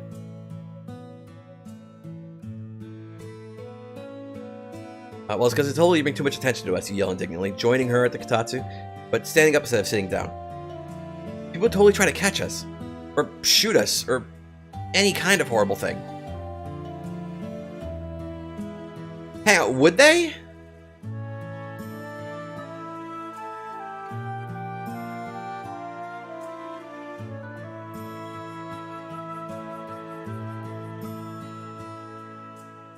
Would they, based on the memes? I feel like they probably wouldn't. We'll get to it. You'll see what I mean later. Sorry, spoilers. Anyway, how the heck did you know about what's in my bag? You say, annoyed, as you realize the implications of Aho knowing what's in there. Did you sneak into my room and snoop around at some point? You don't care how powerful Aho is. Her looking through your things without your permission is totally not okay. What? Aho says, looking confused. I don't know, I saw you pulling those things out before when you head out. What do you take me for, a pervert like the fairy? There's a part where Aho is saying, why can't I just fly you around all the city? And Miko says, it'd bring too much attention. And then she says, people would totally try to catch us, or shoot us, or do any kind of horrible thing. And then in response I said, well, hang on, would they though? Based on what we know and later learn about Zen as we learn more about the city of Zen, it sounds like they extremely wouldn't. I didn't include that in the world building document questions. That's my bad. I should have reread this chapter more carefully when I wrote those up. I only skimmed through it because it's really fucking long. We're on page 67 out of 201. A light bulb goes off in Aho's head when she says that, and she looks at you with a smile. Or would you like that kind of thing, eh? She says, standing back up slowly. Saw how you looked at the notebook of hers. God, Aho's doing the quiet voice again. It's that voice she made when she was teasing you in your room before. But what? No! You loudly deny.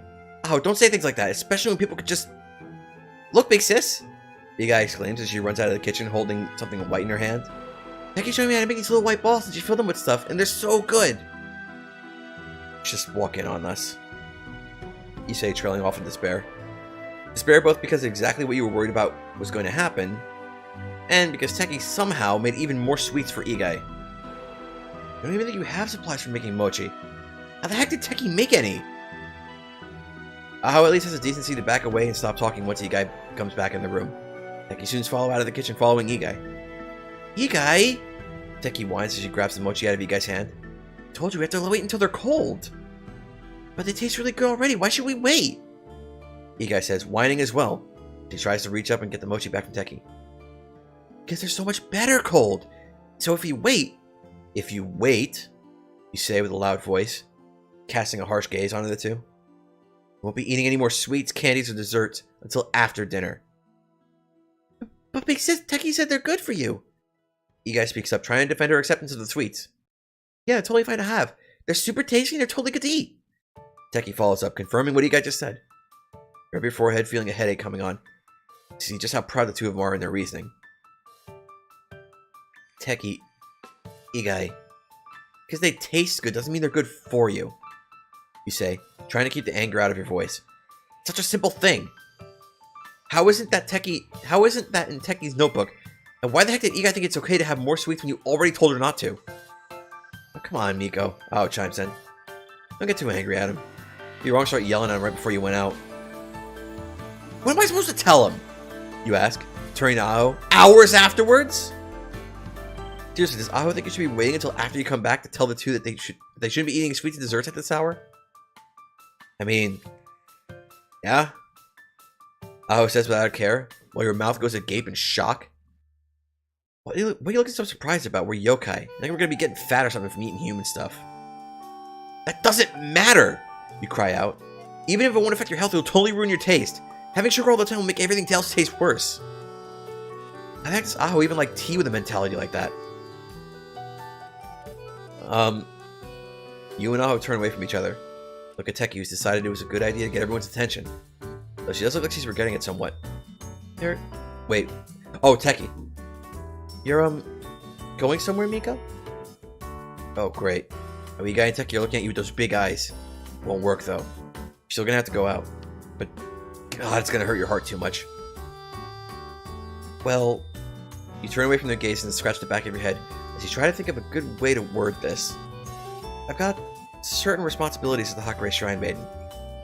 God, turning back towards someone with a stake.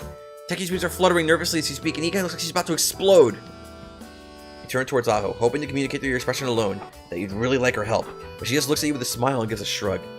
Come on, Aho. Why isn't she stepping up to talk when she's the one who brought up the leaving thing first? I'm not leaving forever, you say as quickly as you can. Me and Aho are just going out to do some basic Shrine Maiden things. We'll be back before sunset. Igai is the first one to relax. Her tense posture becomes relaxed, and her eyes become smaller as she looks to your side. Teki also relaxes slightly, with her wings no longer moving at all. Though, she does seem to still be a little doubtful. Really? You were gone for a long time last time you went out alone. Oh, right. When you went and first met Tomo. Yes, Teki was a bit more worried than she let on before about you not appearing back until the morning. I swear this time will be different. Aho's going with me and she won't let me stay out too late. You say, trying to reassure the fairy. I will? Dang it, Aho! Yes, you said so before, remember? You saw between gritted teeth. Aho looks doubtful at you. But when she turns to Teki, her whole body straightens for a moment before relaxing again. Yeah, I remember. Just playing with you. She says, going back to sitting on the ground afterwards. Wait, they're outside now? Why don't we tell them exactly what will be happening? She gestures for everyone to join her on the ground. That way they can come find us if anything goes amiss. You try to say, not wanting to even give the risk of Ikai running off into Zen in a misguided attempt at helping you, but it's too late. That sounds like a great idea, Teki happily says as she sits down, grabbing Igai and putting her on her lap. Don't you think, Igai? I think it'd be nice to know where Big Sis is going. Igai says with her cheeks full. With a quick check, you see that Igai managed to snatch the ball Mochi out of Teki's hand when Teki picked her up. Real clever. You don't approve of it. Seeing everyone else sitting down comfortably in the Kitatsu, you sigh, resigning yourself to explaining what will be happening to everyone. Fine, but first I'll need my bag. So, you say, unfolding your map of Zen onto the Kitatsu, with a bit of dramatics. This is the map of Zen, the city we're in. The map is the latest one the city had made, but even then, things change fast in Zen, so you've ended up adding your own notes to it as well. We're here, in this corner, you say, pointing towards the area marked as historical site. They have written over with Hakure Shrine. And my family also owns this part. Move your index finger over to the lake south of the shrine, though it's not shown on any maps you can buy. Huh. I explain to people I see hanging around, Aho chimes in. Don't worry about them though. Just families and couples and all that. She adds when she sees your concerned look. You're happy to hear there's just some normal people though. Aho would sometimes complain about people trying to set up businesses at the lake or buy portions of it. You don't know what to do if you had to deal with people like that. What's the big black part next to the lake?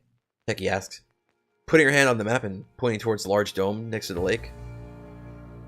Oh, that's... Oh, right. I, don't know? You awkwardly admit. I can barely read the words on this thing, so I just call them other stuff. You feel like shrinking away as you see all the three look at you. You know? I thought it was only the city name you couldn't get. Can't even read a map? Aho asks incredulously. It's fine, big sis, Igai says happily. I can't read it too. You cringe at Igai's attempt to reassure you. You are reading comprehension being on the same level as someone born days ago. It's exactly something to be proud of. Anyway, you say, trying to move the topic away from your lacking reading skills. That dome is a simulation center. Inside, you can find tons of pods and small buildings. People use them to enter simulation of whatever kind of place they want to. It's used for therapy, recreation, punishment, you name it. You've only been to the place a few times before when Mom and Dad were still around. It's really creepy seeing the artificial sky inside. The entire place felt wrong. With people in the streets in full-body virtual suits, some in pods that were just laying around, and the buildings looking more like coffins than... Then? The buildings looking more like coffins, and then places you'd like to go into. So the buildings change shape over time?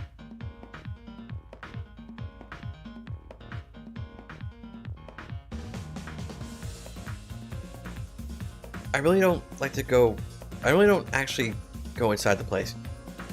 I don't like to actually go inside the place. So I just end up performing any rituals on the dome itself. Going inside is the last thing you'd like to do. No one brings up any problems with that, so you continue. Moving your finger over to an area with a bunch of buildings.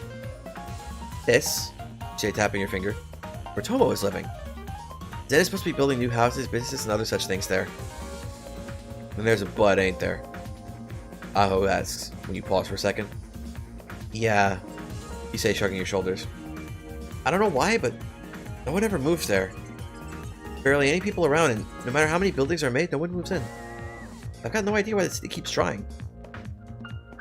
The part of it where Tomo was living is just another portion that was constructed, even though so many houses were still unoccupied. It's quiet and actually kind of nice to go for walks, but really have no reason to stop by there normally. After all, what's the point in doing your shrine maiden duties in places where no people live? Weirder still, because when you go to the main part of the city, you say, while moving your finger up to an area where loads of different buildings are. It's also the portion of the map with the most additional writing, which you presume is all the notable places you can find there. It's always bustling and crowded.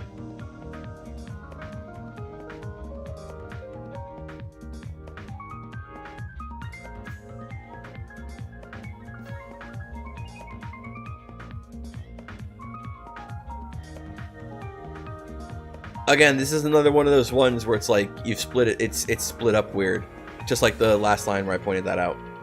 It's the same way. It's very clear that like this scene is written visually, but it's prose, so there's no visuals. So by the time you get through this narration, you've already forgotten what the hell Miko is saying.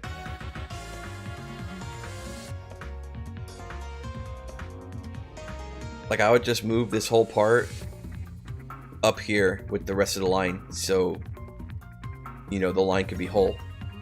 And then have this. And then have this. Would be one of the things I would do.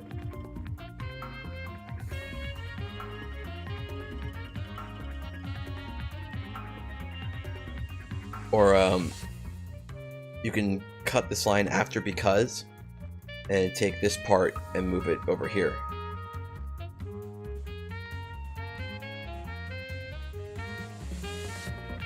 I mean, sure, I don't see anyone ever without a place to go, but it's still weird. Why don't they go here then? Oh, wait, no. Why don't they go here then? Igai has to almost climb onto the table to point at a place north of the main portion of the city. Oh, that's Mountain, Igai. It's much harder to build there, you say, explaining to the kid. That shouldn't stop them, though? Teki asks, confused as she looks through her notebook. I've totally seen people build huge buildings on mountains more or less everywhere. She looks up at you with her head tilted. Why wouldn't they build on this one? Yeah, you're right, you say, nodding your head. But Zen has some kind of huge research facility on the top of it. And they need the whole mountain to do their work. There's no real information on the place, though. And what you've told Teki is literally all you know about the place. Doesn't really make sense to you that there would even be any research still being done. But there's no way to get a straight answer of what they do up there. Last time we went up in secret to find out, we nearly died from something. And none of you should go there, you say, recalling that memory. It's stupid of you to do that and want to even begin risking any of the people here getting hurt doing something pointless. No one responds, you repeat yourself. You guys won't go there, right?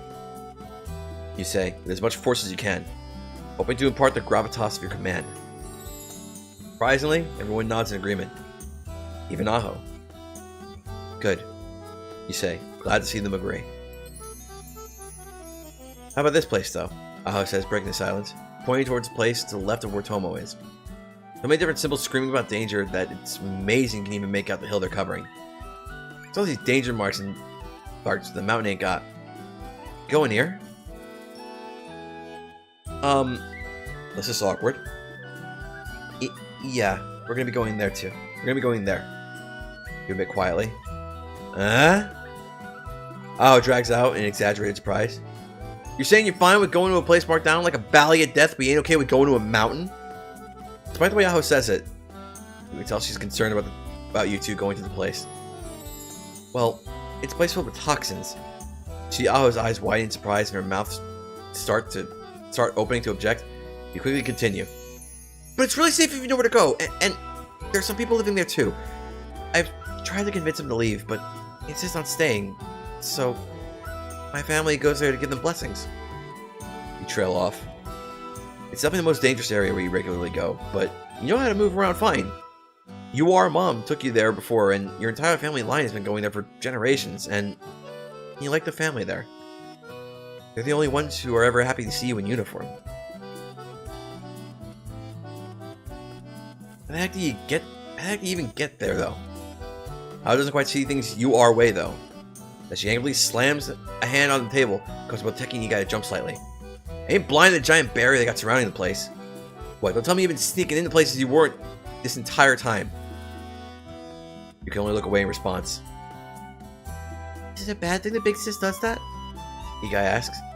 If Big Sis is helping, isn't that okay? Aho leans back and sighs. Kid, it ain't that simple. Not everyone will be worth helping. Even if the folks there are. He's just risking her life every time she goes there. But Youkai squeaks out in desperate. Youkai squeaks out, despite clearly being conflicted upon hearing that your life is at risk for going there. But Big Sis couldn't have helped me if she didn't do the same. That's what's right. Helping them. Feel a great smile on your face hearing those words coming from Youkai. Exactly how you feel about everyone. That it's worth helping them if you can. It's a shame that so many people don't want your help or actively shoo you away. So, even when a few people want it, they provide it no matter the risk. Pretty different from the Miko who was described like very early on as not being particularly like affected by other people, or wasn't described as being particularly empathic or sympathetic towards others.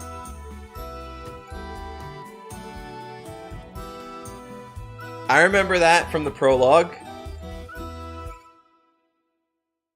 Even though it's been like over a month since we read the prologue.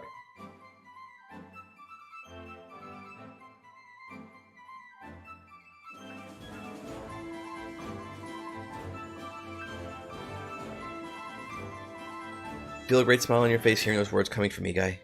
It's exactly how you feel about— oh wait, I read that part already. Yeah, you guys right. You say, now resolute. It's the right thing to do going there. If you don't want me to go there, then you don't have to come.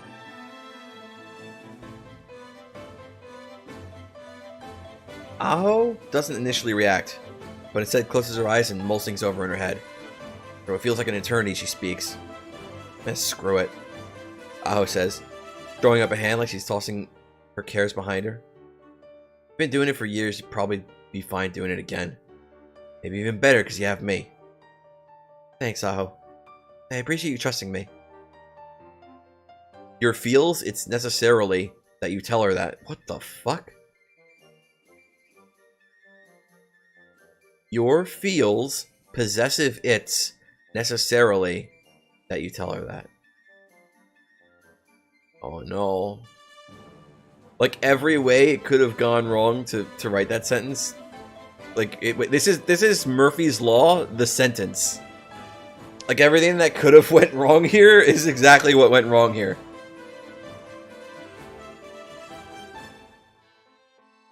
I know what the story means. It's just funny to me seeing that. She's been watching your family for a long time. He probably doesn't hear words like that often. Don't go thanking me yet. Aho says, waving her hand. He's only gone over that giant place above the zone of super death. It's missing your thanks, Aho? Really? Oh well. And this is why second person narration doesn't work, because it sounds like we're talking about Aho's gratitude and not Miko's.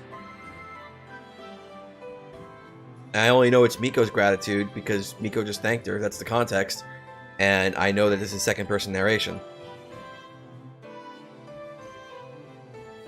Murphy is the ultimate being of fantasy. Oh, that's the school. It's where everyone goes after a certain point to learn about the way the world works. You say, trying your best to summarize the hilariously big building. I never ended up going there, but apparently you learn all the things you're not taught in school normally. Ooh, that sounds really cool, Teki says, almost drooling with excitement as she grasps her notebook. You think we can go there? Shake your head. There's no way we could. You need a special ID to go in, and even then, people are only given them for a single year before they're taken. Why did they do that? Why did they do that? Guy asks. I don't know, you admit. You've seen the place from the outside, and it's definitely the single biggest building in Zen.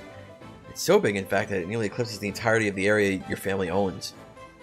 But, strangely enough, no one ever talks about what goes on inside. You know, people go in and out on the daily. But I do know they have incredible security. They don't even let me in within a mile of the place. Huh. You think they're heading something? Aho asks. Oh, maybe? Kiyofu could barely qualify for an answer. There's a place you were much more comfortable trying to sneak into, but in all the time since you started trying years ago, you never managed to do it. Always caught by security and escorted all the way back to the shrine. But I don't think it's worth trying to get into today. The implied part of that statement seems to be acknowledged by Aho when she nods her head. But we can really talk more about the places later, you know? You bring up, because sure, everyone here could do with learning more about the places in Zen, but it's not particularly important right now. The only place me and Aho are going today is the market square where we went shopping recently. Everyone nods in acknowledgement of the trip. Wait, everyone? Huh? But you didn't come with us, Aho? Why are you nodding? You ask the dragon, who gives us a light laugh at your question. I was obviously watching you from above. You all seem like real weaklings, so I thought I'd follow along and make sure nothing happened. Aho says like it's the most obvious thing, which maybe it is. At least in hindsight, it makes sense with how Aho's acted since you've met her that she wouldn't trust you three to go off on your own. Oh, thanks, I guess? But thank you no matter how unsure if it's deserved. Right. Why is she not bringing up that, like... Why is she not bringing up what she said before about, like, Aho possibly getting, like, shot down? Why didn't Aho bring up before that she flew before in the city of Zen and didn't get shot down? Or had a horrible thing happen to her, as Miko suggested might happen.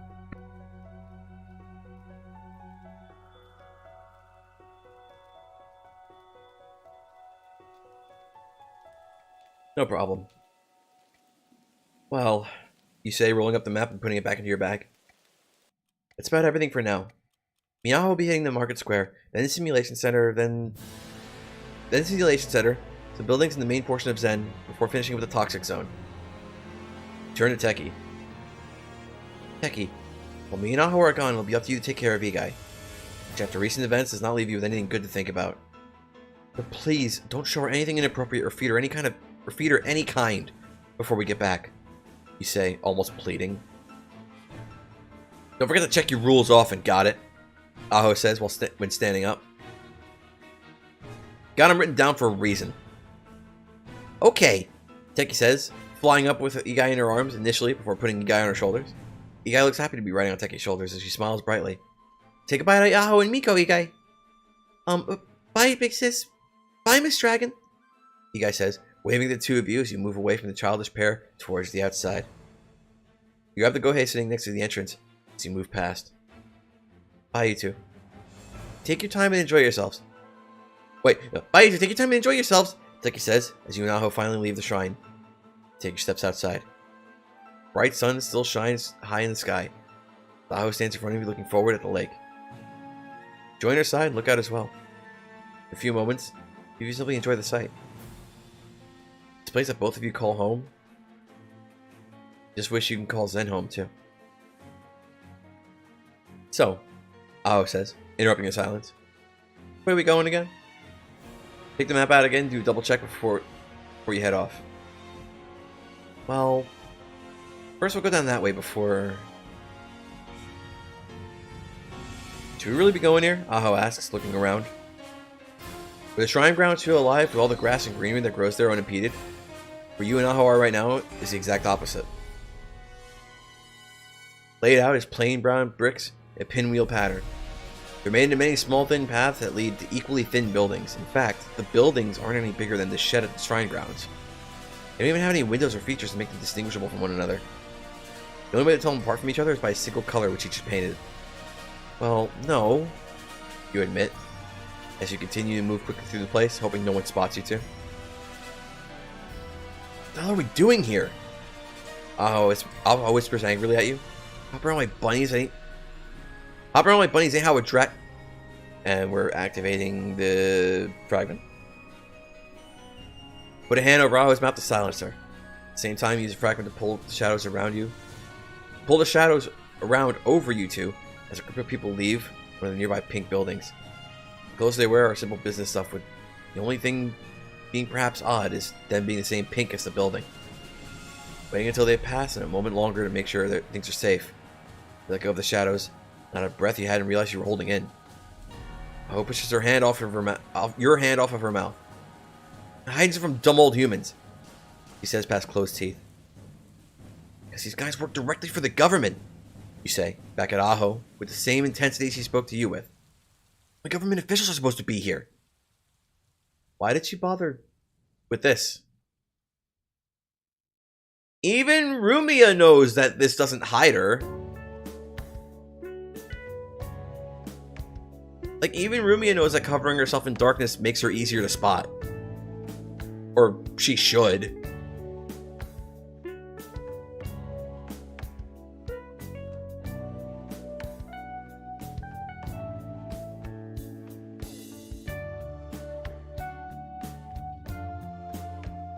Aho opens and closes her mouth repeatedly with a flurry of emotions running through her face before she speaks again.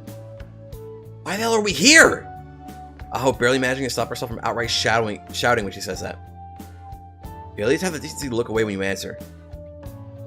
Well, it's the quickest way to get to the market square, and if we don't go this way, then we'll make it back in time. It should hide if it's dark, though? It would, but it's not dark out. The very first thing we read, the very first thing that the narration said before we got to this part of the city is, the bright sun still shines high in the sky. It's like the absolute latest it probably is like noon. Which is really weird to think about, because this whole section of chapter 4, I think it took us like a few weeks or nearly a month, and like in universe there's only like fucking maybe 6 hours, if that, passing. Kind of fucking crazy. That's the trails. That's the Kiseki life right there. 20 years in real life, but only 6 years pass in the game's universe. Ain't that fucking crazy? In 2004, it was 1202 in Zemuria. Now in 2022, it's 1209 in Zemuria. Ain't that fucking crazy? Did I say 2009? I meant to say 1209. Which limb should... I would say none.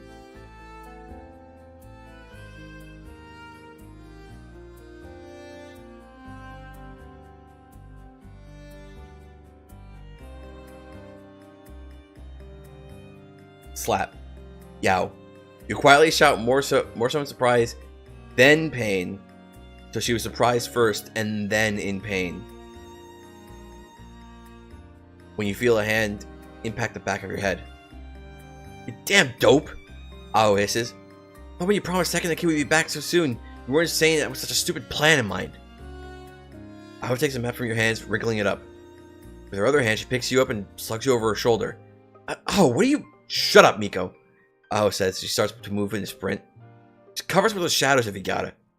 Take care of moving us since you're too dang slow. You want to pound on Aho's back and yell and object and say that she's wrong and totally get the two of you to market square quickly and easily. But then I would hear you two, so despite wanting to object, you're stuck where you are, just whispering instead, as Aho carries you off. You don't even know which way to go, you give as a weak protest. Having to keep a moving shadow with you two going? This is totally gonna look weird and wrong to anyone watching. Wait, the narration even admits that, like,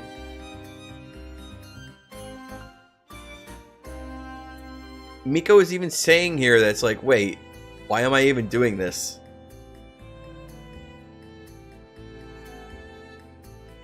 I got the map, it'll be fine, Aho says. You wish you could see if she's actually using the thing right. It's still daytime. Oh, yeah, there you go. A moving shadow is super suspicious, Aho. Then why are you fucking doing it? Wait. But Aho doesn't seem to be really listening to you.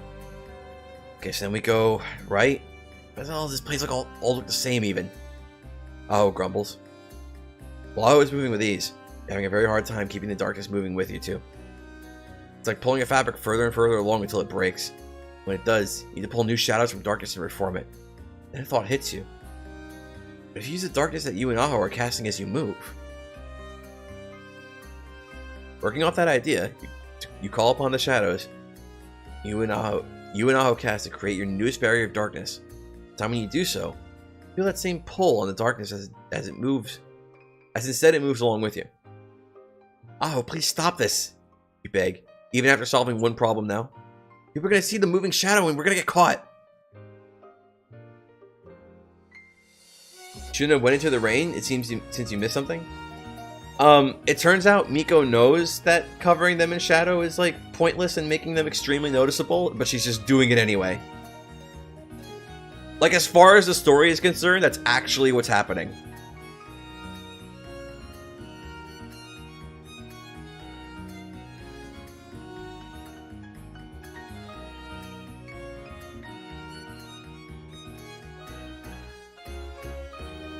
Nah, Aho dismissively says as you pass by more buildings. You only know you're going past more buildings because you can hear them opening up and people moving about. Wait, what? You only know you are going past more buildings, though.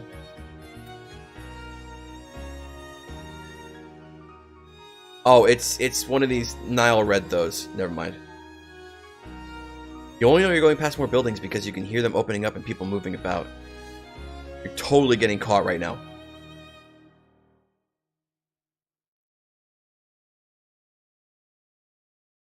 Oh, okay. That makes a little bit more sense, but I don't think the story ever explains that. Oh, this is musical spoilers. That's also musical spoilers.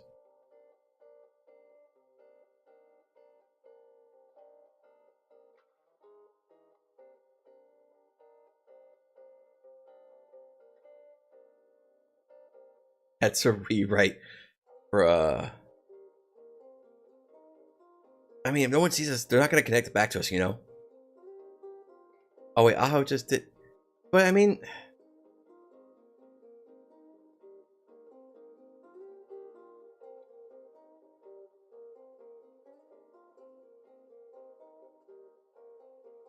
I can get Aho picking up on the fact that, like, the shadow is, like, hiding their identities. And no one's gonna connect it to them, but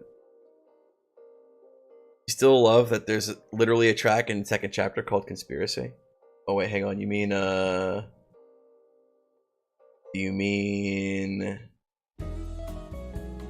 this one? The Ouroboros motif is so fucking good.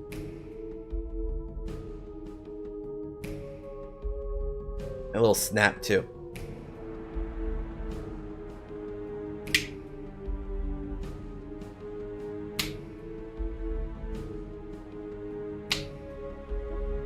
so fucking good.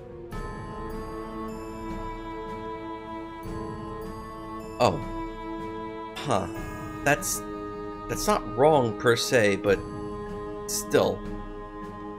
With that line, you stay quiet while Aho keeps going faster and faster as you two keep getting closer and closer to the market square. Enforcer's theme bangs? I think I have that too. I think it's on the other playlist. Hang on.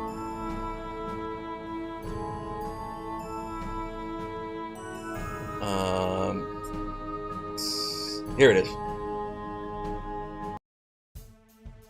Do you mean this one, Best Pro Ever? Sorry, this is musical spoilers, Bub. But you're actually going to hear it very soon, so it's not too big of a big musical spoiler. Like where you are in the game right now, I think you're going to hear it like real soon. Is this the one you're talking about, Best Pro Ever?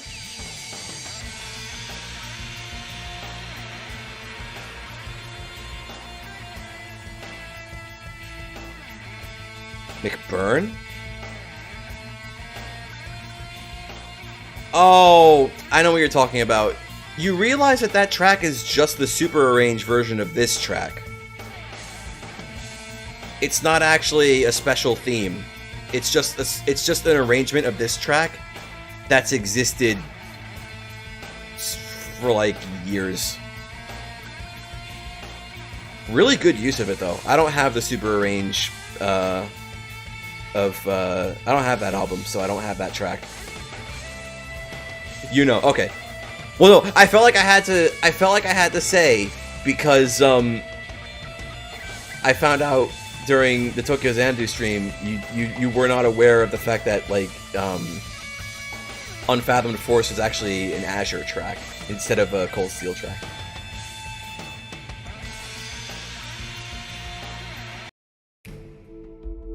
Undertake stuff? You can buy track. Yeah, you can literally just go online and buy the albums. You can literally just go online and buy the soundtracks. That's like part of like besides the games, that's like part of a big part of like where Falcom makes its money is selling the soundtracks. Also, it's getting really warm. I need to turn on the AC.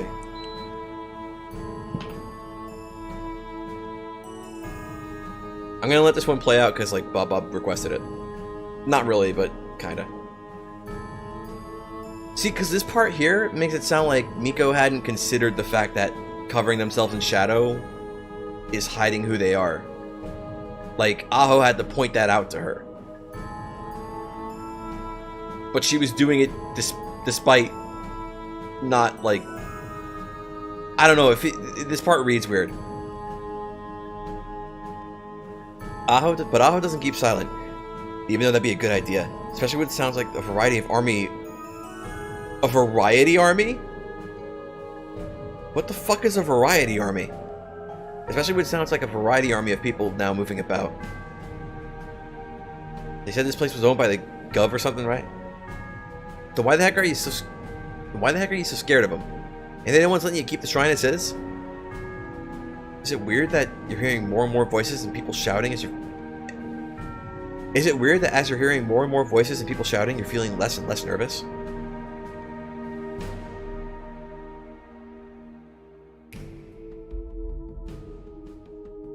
I'm assuming that's meant to be veritable. You have no excuse, Miko isn't dumb like Ruby.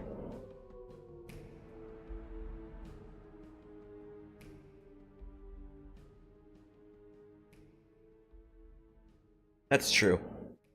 You say quietly, hoping that no one will be able to make out your voice. But it's a rocky relationship.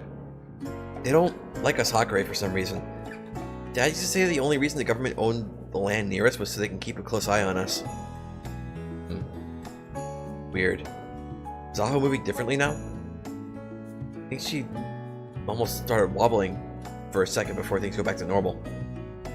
It happened so quickly that you think it might have just been your imagination. He sounds like a good man. Yeah, he didn't like anything to do about the guy. This is like such a weird line to me.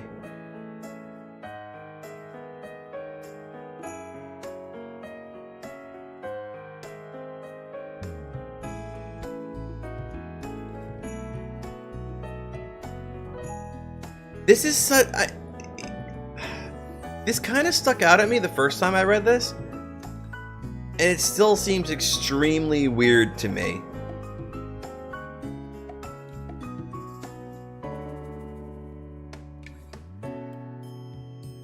Because, like, yeah, Aho's been watching the shrine and everything.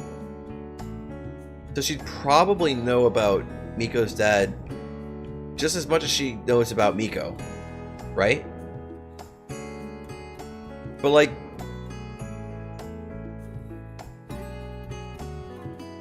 Miko hasn't talked much about him to Aho. She hasn't talked much about her parents at all, even. Thus far.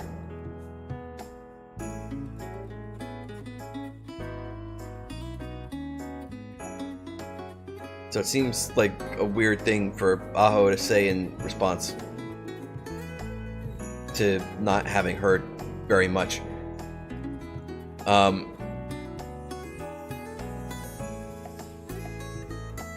Unless it's in response to, like, specifically this, but then that's probably meant to be planting a seed for stuff we'll learn later.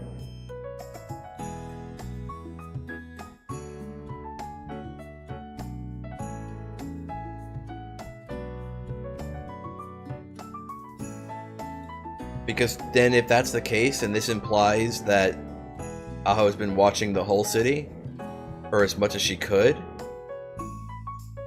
and is saying this to confirm that Miko's dad was 100% right about what he said to Miko.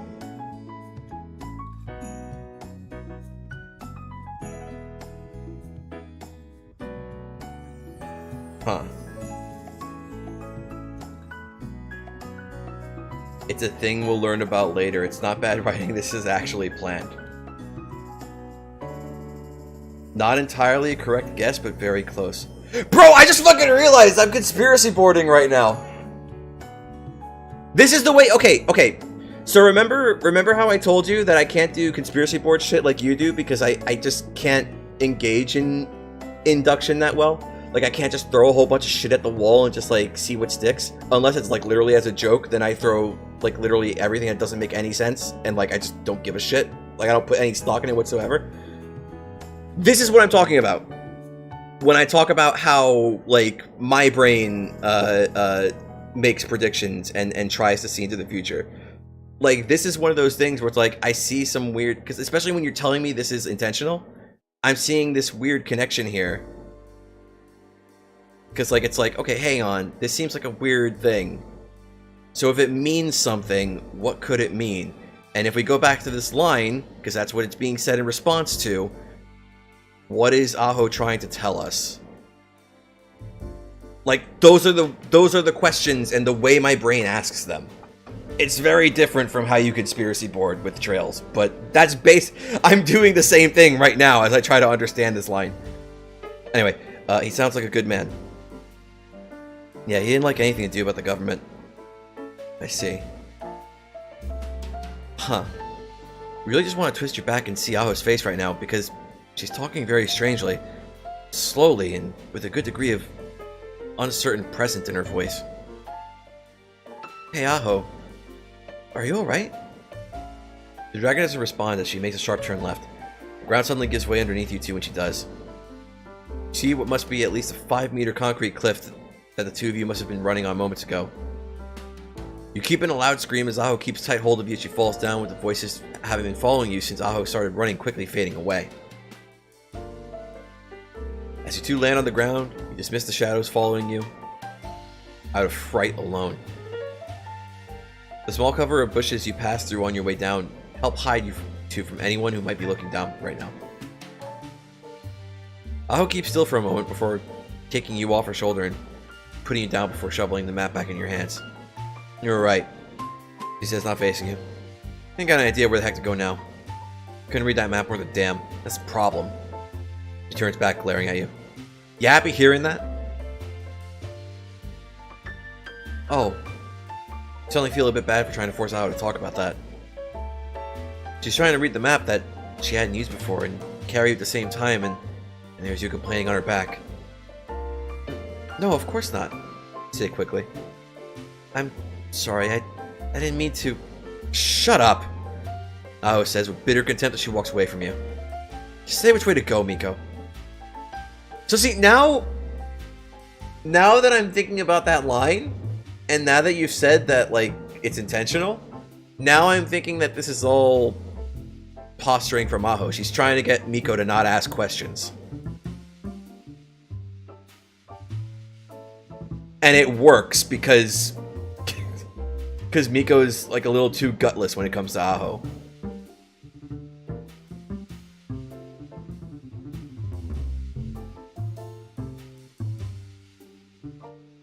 Hesitant and unsure of what else to do, you don't speak up. Just follow Aho as she moves forward. Well, we shouldn't be too far. There's probably a little bit of green between the government area and the market square. So you do keep talking just enough to mention which direction you should go. Your thoughts are more occupied by the reaction Aho had.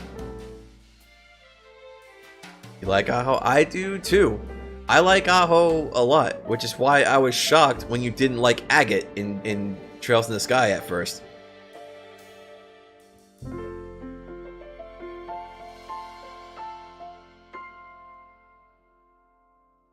Because that was such a quick switch in emotion. She was speaking so casually, even while carrying you and running away from what was likely hundreds of people. She was perfectly fine, but as soon as you asked about her, wanted to know if she was okay. It's not a relationship you have with Aho right now. Feeling as if you're within arm's distance from her all the time, yet being pushed away once you take a step too far. And that's fine. You don't have a problem with Aho wanting to keep some distance emotionally to you. It's normal. People keeping away and wanting some distance from each other is just how things are normally. And Aho does go on about her pride as a dragon sometimes, so maybe asking that is seen as extremely insulting. Oh, that's probably it, isn't it? Normally it's fine to ask people if they're feeling alright, but for someone like a dragon, that must be an insult to their pride. Not just implying, but outright stating through the question that there's something wrong with them. A weakness or the quality in which they lack. Hey! Aho shouts, stirring you from your thoughts. Hear what I asked you, Miko? Which way? She says while pointing ahead of to where there's a natural splitting of the trees. Oh, left, but Aho. You risk speaking further, and thankfully all Aho does is keep her eyes on you. I didn't mean to insult you back there. The moment passes. One forms in your throat from worry. Aho gives a non-disgruntled tired sound. No, I ain't that weak, right? She says, no longer facing you. You almost want to laugh at the absurdity of that question. Even give a small laugh unintentionally. You're a dragon, Aho, of course not. You exclaim, having not expected such a question. Good. Aho hasn't turned back to you, but instead kept walking in the direction you said. That's exactly right. Come up here, will you? She says, craning her neck back to look at you. Who are you to be staring at me behind like that? Is it wrong that you move forward with a degree of excitement when you see that stupid smile on Aho's face? Agate is now good? You only think he's good because you're comparing him to Shera, who you suddenly started to dislike as of the beginning of second chapter. And because now, after the events of the final dungeon of first chapter, he actually, like, respects Estelle because she's proven herself to him. So he's treating her with a bit more consideration. You only like him now because he's gone softer. You didn't like him when he was coming at you with the tough love.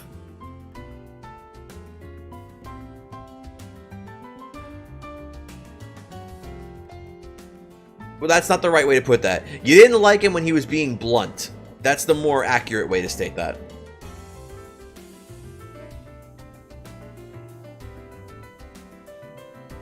Oh god, oh fuck! Oh, it's the best part! Yo, it's the best part! The best part of the whole story right here. You're dying. Totally dying. Here and now, the Hakure line will end with you on the floor, and the sky is spinning above. The Triple Sun is Lord Yatagarasu themselves coming down from the heavens to take you away. And she's so nice, taking a worthless shrine maiden like you. I won't deserve such a thing, Lord Yatagarasu.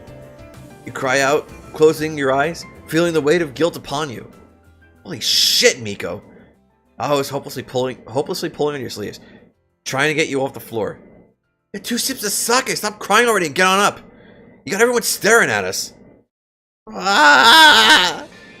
You finally manage to get up enough to fall into Aho's body, with her giving a slight humph in surprise as she keeps you on your feet.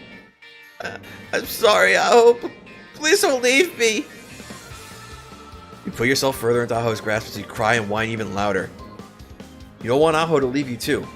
You're useful, you're good. Aho can trust you and you won't do anything stupid again. I want to ask you about maps, or say about your small boobs. My what? You open your eyes, barely able to pull yourself further up to be as close to Aho's face as possible right now. You can even make fun of me as much as you want. You shake Aho's shoulder as you speak. Please don't leave me! Your crying picks up with renewed vigor as you continue to worry about Aho leaving you. Because you're just a total worst shrine maiden and you can't do anything right. You can't even let a god have a drink right. God damn it, Miko! Aho yells at you, holding you by your hand as she drags you away from the building that you just totally must have failed to bless. Now Aho is yelling at you. I've done something wrong again. This is a complete failure, and why are you sitting on a bench? Aho, you ask in between hiccups and cries. Aho is standing up, looking you over with a grimace. Do you hate me? You're absolutely worried to hear what everyone always says about you. That you're terrible and stuff. Miko grabs you by the shoulders, trying her best to keep you from sliding around on the spot. I don't hate you. Kinda cool, okay? So stop crying. Remember? She tilts your head for you. That's nice. You got 5 places to bless here. You did? Oh, that's right, you did. Oh no, you did. But I don't want to drink more sake, Aho! You scream out. It tastes really bad! You bring up the small bottle of sake you have and start getting ready to throw it before it comes out of your loose hand. Aho catches it before it hits the ground, though. You let her know how dumb that is with a loud grumble. You say you don't like doing that rituals. I didn't expect you to be this bad off of not even a real shot of sake. Doesn't do anything but hold on to this stupid sake. Come on. Aho says she pulls you off the comfortable bench. Next place you got marked is right behind you. Let's hurry and get this all over with. Don't push me inside, Aho! You garble out, moving yourself out of Aho's loose grasp before nearly falling to the floor. You're good, though, since you only take about 5 more steps than you meant to before standing straight again. And why is Aho the one talking to that manager-looking person? You could totally talk to him about whatever she's talking to her about, but better. Because you'll always be better than anyone else at being Hakure's shrine maiden. Yeah, I'm the best shrine maiden. You mumble as Aho comes over to you again. This time escorting you to a place in the store that's completely empty. Pushes your shoulders down and forces you to sit in place. Come on, best shrine maiden. Aho pushes the sake bottle back in your hands. Get the praying and drinking. Get the sake cup with disgust. Don't object as you send out a small prayer to whatever pestilence god might be listening. Have I become a shrine to hold you, and the shrine means with which you move the world? Yeah, those are the words. And you keep talking as they come more and more naturally to you. For your will is an extension of the world, and it is by our wishes you move. In harmony, the people push the endless boulder. Boulder pushes us to go further. May your humble servant be allowed to request your aid in protecting this establishment from the failures of the mind, strengthening the hearts of those who run it from attacks of deceit. We got passive activating. That's a little gift from the Amanajaku. Feel the presence attempting to flow into you. Change you in some way. They always been there though? Whenever you've done this, has such a thing happened? If someone's trying to control you at this moment, the only possibility is let the presence enter and I enter. Okay. Little cringe here. You gotta work on the formatting, okay? Because like, however you do it in whatever text document, it's not gonna be the same once you copy paste it into Google Docs. This would be the one case where I would say having a different font is fine, or ideally, this whole part here would be like indented, like another inch or half inch, or just like something, because I know you're trying to go for like some visual indication of something happening here. Like this is like kind of, yeah.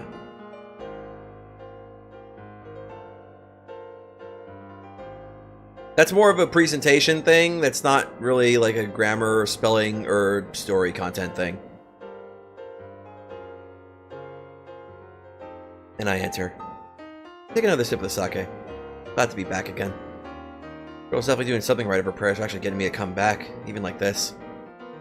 Really, she's asking me to help, but meh. Job's a job. I got some responsibilities the first god she's managed to call back from the brink. Second time in one day too. Shame that I can barely manage to give any help like she's wanted me to. But when the fantasy is basically deader than dead, it's a miracle I could stop the schmucks around here from losing even a single cent. Ah boy. Dragon's looking angry again. This broad should be so impatient. It takes time to do the work here. So what if I'm going a bit slowly to enjoy being able to feel again? There, done. Hopefully this chick calls for something more in line with my style. Like taking money. That'd be nice. Hey, Dragon. I bluntly speak, using the girl's mouth. Get this chick to ask for me and my sis together next time, got it? It'd be nice for me and Shion to talk again. I say, feeling myself being pulled away from the girl. Hope Dragon's gonna be useful. Cause you're definitely not you're definitely not going to be helpful here. As you keel over, trying not to throw up. Oh! You scream as you fall again to the floor, clutching your stomach in pain. Wano, don't look at me with disgust again, please, and help. See, this line works better because it's in first person. Also, weirdly switches to first person for no reason.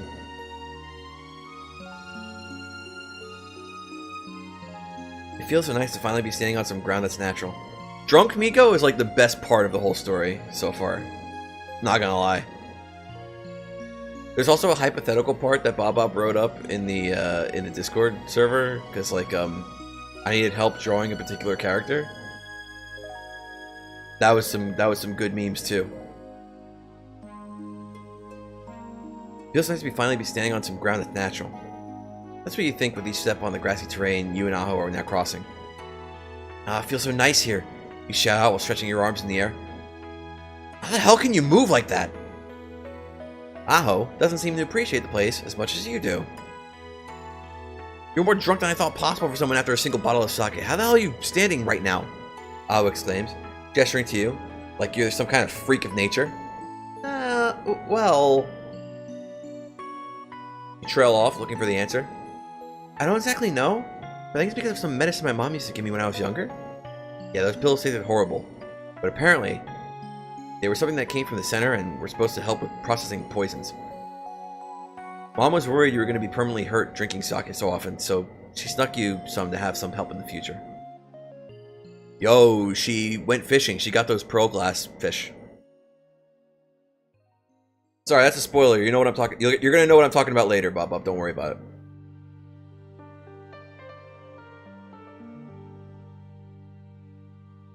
Don't mind me. Just trails memeing. There's usually stuff like that coming from that place. Aho says with her eyes open wide with doubt.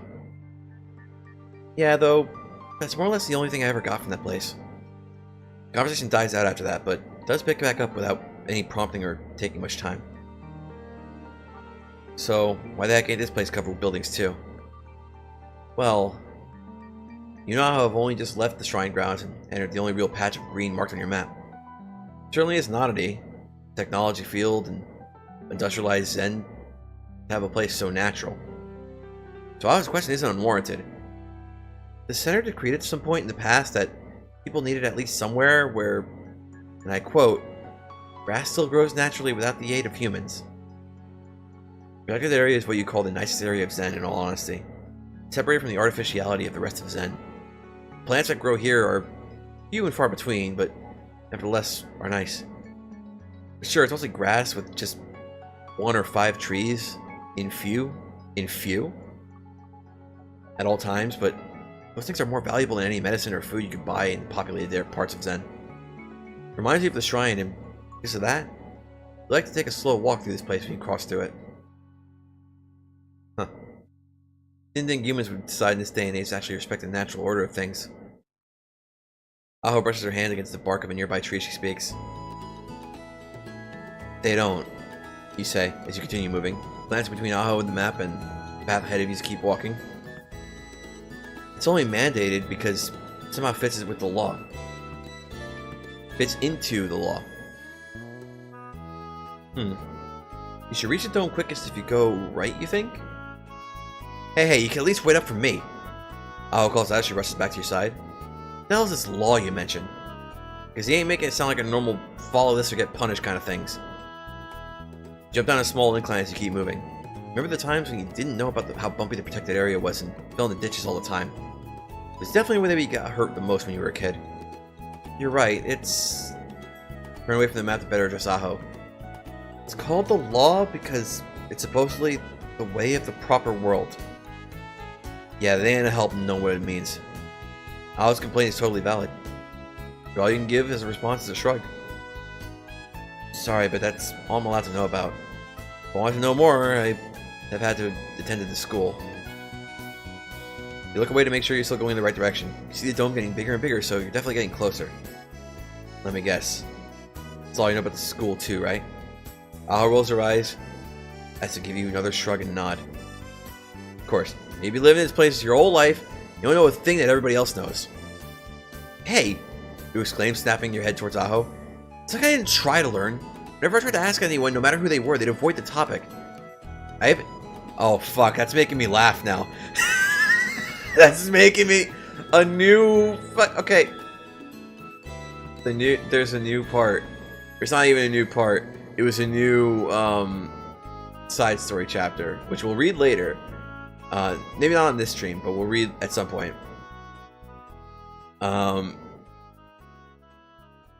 then Bob explained some shit because it was in response to something I wrote in the document. And now this part makes me fucking laugh my ass off. It's like I didn't try to learn. Whenever I tried to ask someone, no matter who they were, they'd avoid the topic. I even went and asked Medi's parents, and they refused to say anything about it. Oh, really? Yeah, I tried to broach the topic directly at first, and they would say things like, it's for when you're older, we think medicine should learn about it at the school. And she could tell you herself, all those dumb excuses adults make. Wow, that totally sucks. Hell yeah, it did. And when the teachers at school would totally refuse to talk about any religion, and whenever I brought up, they'd take me aside after class and say things about how I was corrupting people's minds.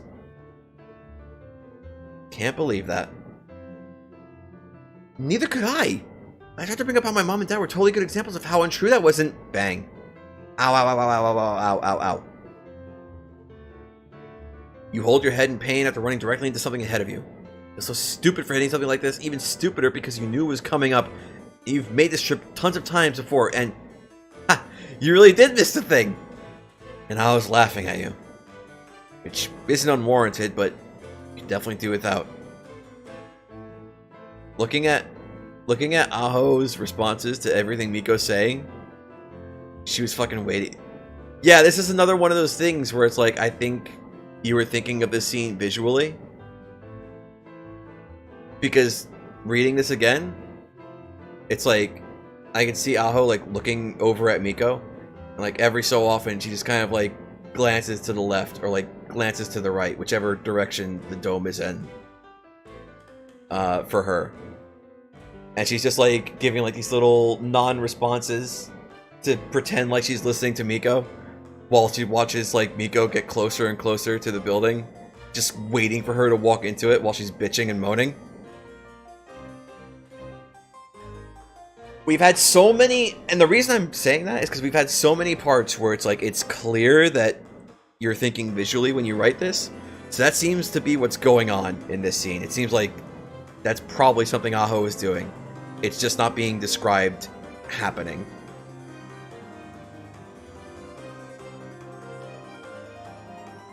Dang it, Aho, you could have told me I was going to run into the dome, you shout, turning and yell at the dragon. Nah. Aho smiles as she speaks. I wasn't going to waste such a great chance to see you make a fool out of yourself. Again. Oh, right, I forgot about this line. She just straight up confirms it. You want to start shouting in frustration. That was just playing into Aho's hands. So instead you zip your lips and turn around to face the megastructure you were so distracted from seeing. Perspective is living here for such parts. A little bit.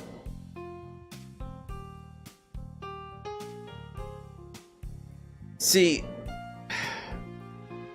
I'm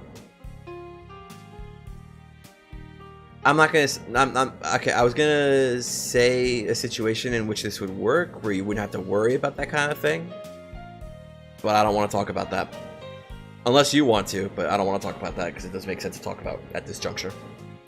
It's a little early.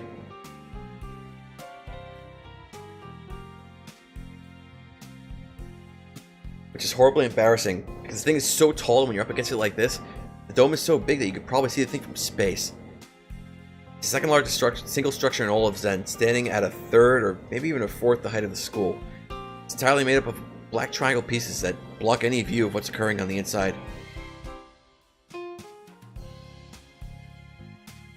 Talk another time, indeed. Oh, I think okay, I got you. Topic for another time. I got it, yeah.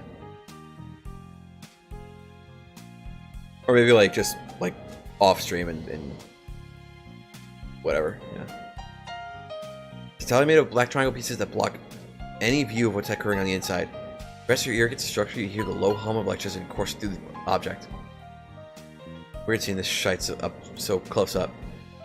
Aho's Britishisms grate on me, not gonna lie. She said oi before, too. Aho says, as she puts a hand to the megastructure. Oh, yeah. I guess you see it really easily from the middle of the lake.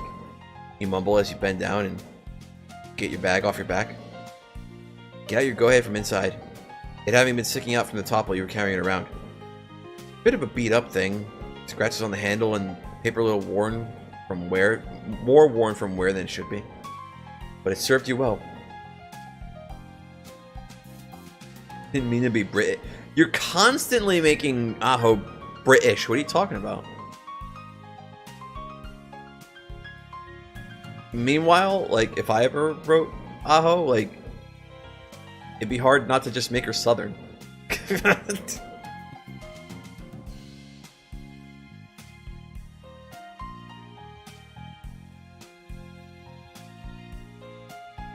Now, you should bless the place with a good fortune, or should you bless the place with a good fortune, or is it generic anti-yokai stuff?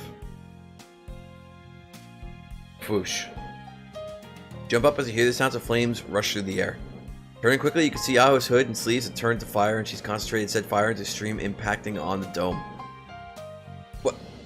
Oh, what the hell are you doing? You scream as you rush over the dragon and slap her hand down, stopping the flames. So instead of disappearing entirely, the flames simply float around Aho in an odd animal-like shape. Huh? Aho gets out looking confused. Just testing how strong the building actually is. She said that like it's not the. She said that like it's the most obvious thing in the world. No sign of guilt or even concern about what might happen if anyone finds out about this. Don't do that! Sure, you hold no love for the dome, but damaging it at all would be beyond idiotic to do. If we're linked back to any damage done to the place, I'll be in so much trouble. You wave your arms about in a panic. Last time I even just fall on a panel and tipped out of place, 20 people came over to the shrine to yell about it. Your entire life, the shrine hadn't had so many people visiting. You ever thought back then that the first time you'd see more than 3 people at once would be because the government came to speak to you about ruining their stuff? Thankfully, Aho moves her flames back to being part of her clothes. Fine. Stop with waving your arms like a scared chicken, she says. Thankfully, takes steps back from the almost white-hot panel she was burning. Quickly move to approach the dome. Definitely the blessing of the god of Hakurai. Hang on. I'm gonna just highlight this.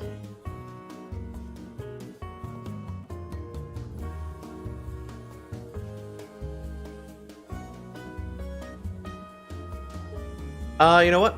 I think we're gonna save this next bit for next time. Getting to be about that time. We're gonna copy that. And I'm going to paste it into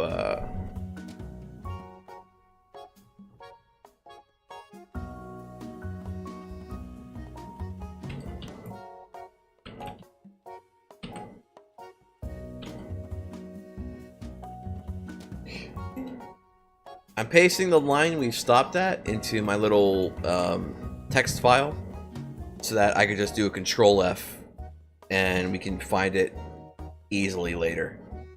That way we could pick up right from where we left off, even though we didn't end up I can't go any further.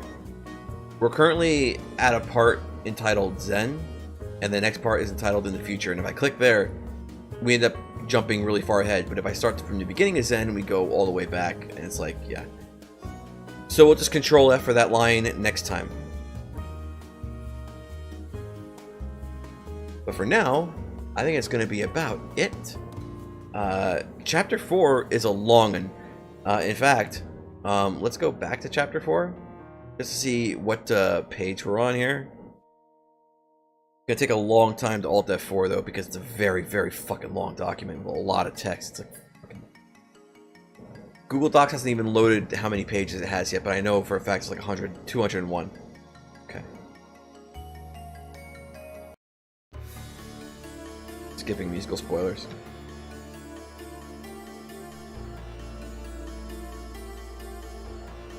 It's me.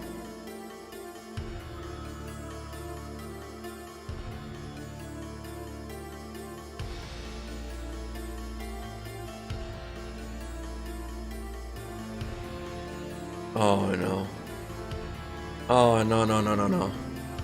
Stop. Cancel.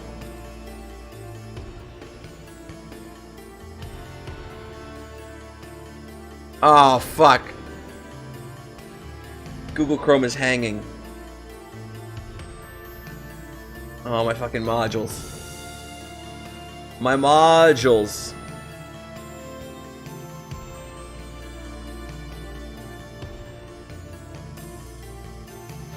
Okay. Well, I searched the text and couldn't find what I was looking for. But then what happened was it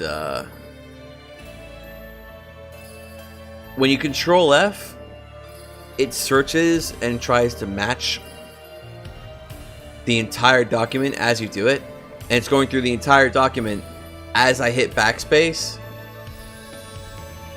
so it's making it hang because it's trying to process all that shit. Your story can now crash Chrome. It's always been able to do that. Every chapter can do that. It's just 4 is the one where it happens to be the absolute worst. Like, ideally, I need to go on the movie night screen to like show what I want to show here. Okay, so like ideally, when these parts here start to get too long, you would separate them into like their own parts. So like, well then, to Pervert Fairy, you would have that as like chapter 4-1. And like all of Zen, because it's very long by itself, would be like chapter 4-2. And then like you have like, it would have its own outline at that point. And like, the rest of this part, like these three, would be like 4-3, 4-4, something like that, to kind of keep it from being super monolithic like this. Ideally, that's something you might want to do like in the future, like going forward. Let's see, what page are we on here? 87 out of 201. So we started on like page 36. So we made it like 50 pages, give or take, which is pretty good actually. That's pretty fucking fast for one of these story time streams. Usually takes us like 3 hours to get through 30 pages.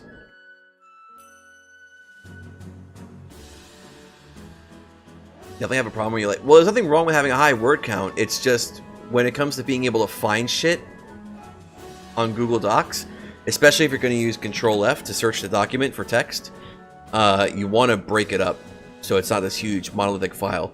The only reason that I can just Control F God of Hakare and it doesn't crash is because if I was to do this line, right, and start, like, let's say I did this whole line, because you would think like, oh, this is the only part of the document that has this exact line, and you probably wouldn't be wrong. It's just that when you start backspacing, it redoes the search because you're changing the search parameters. At least I think that's how that works. So because you're doing like a new search back to back to back to back to back every time you backspace, it fucking chokes the browser. Yeah, we started on and now for this part, which is on page 36, and then we finished at this exact spot that I just highlighted, which is on page 87. So that's 50 pages, give or take, which is quite a lot for us on a story time stream. Usually it takes us about the same amount of time to get through 30 pages. I'm kind of shocked. The Norimo is coming soon. Unfortunately, it's still Drawtober for me. I drew a Rumia today, which gotta look at that real quick.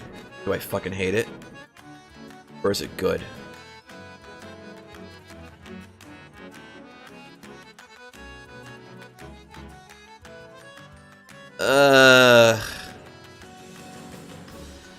I don't know if I like it. I don't think I like it.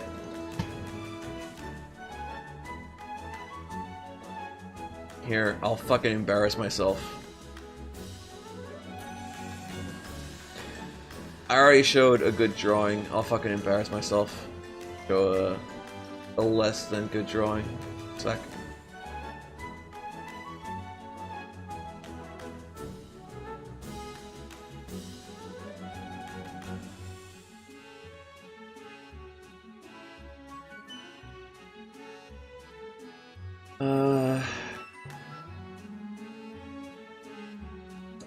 Yeah, I don't think I like it. Her face feels fucked up to me. Her face looks a little fucked up to me right now.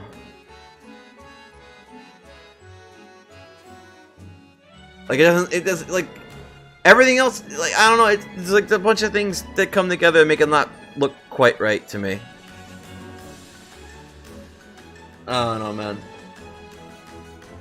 Which is kind of a bummer, because if I look up, let me see. If I go and show you the Rumia that I drew last year for Drawtober, it's actually fine. Like, it's actually good. Like, this Rumia is actually decent.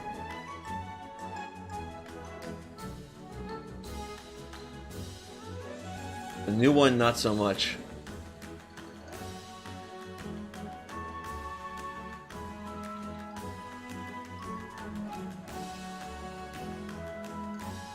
I mean, I don't know. Maybe to somebody else it looks fine, but to me, I don't like it. I don't like how it turned out. This is what happens when you only have like a couple hours before stream and you have to fucking rush a drawing. I've been entertaining the idea of like maybe drawing like a Trails character or two as well for like Drawtober, but it's like it's definitely not the kind of thing I can tackle if like I only have like if I only give myself a couple hours. Like it's got to be the kind of thing where it's like, okay, it's nice and early in the day and I have like potentially like 8-9 hours to like look at my reference images and like slowly take on like drawing the character. That's what I had to do with Jolter when I drew her for Drawtober 1 year. And it's what I do every time I draw Lancer for Drawtober, which reminds me, I gotta draw Lancer again. I gotta continue the story. I gotta continue the stupid fucking storyline I've made now of Lancer preventing heart-throbbing adventure from happening. Bad drawings are fine. The task is to draw, not draw well. No, but like last year, okay, the first year, that was my goal. Doesn't matter if I miss the deadlines. Like, it doesn't matter if like I have to make up a drawing. It doesn't matter if I have to do 2 drawings in 1 day because I missed one. As long as I have 31 drawings by the end of the month. That was the first year I did it in 2019. Then in 2020, second year I did it, the goal was do 31 drawings, and the deadline is midnight, so they have to all be done on time. The third year I did it, which was last year, was do all the drawings, do them all on time, and you have to draw them well enough that by the end you don't hate any of them. And there's only 1 drawing from that Drawtober that's actually bad. If I can find it.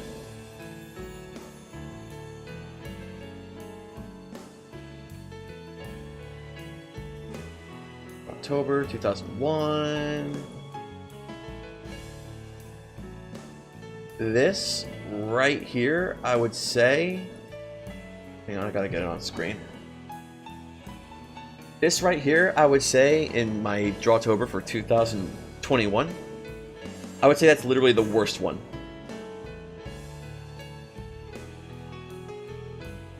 All the other ones, I'm like perfectly fine with. They all came out pretty decent to... They all came out decent or good enough to fine and good. That's literally the worst one of the bunch, I would say.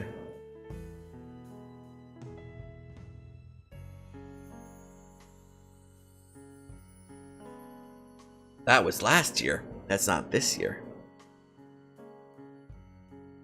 What I've been doing this year too is I've been recording myself as I draw every single one of these. I have a video like ready to be uploaded. I rendered it yesterday, like after I finished stream and when I went to sleep. But I forgot to upload it. I'm embarrassed to upload it. Because like the first few drawings aren't, I don't know, they're not bad, but like some of them feel off to me. Like hang on, like hang on, like let me do this one more time because we gotta stop for the night. Like, you tell me, Bob, because you've seen my drawings of your characters. Does this E-guy look quite right to you? Hang on. There, does she look like... Does she look quite right to you? Does she look quite okay?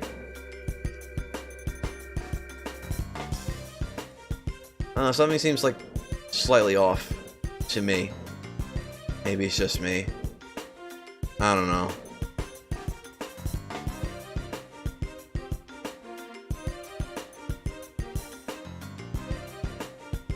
I don't know, man.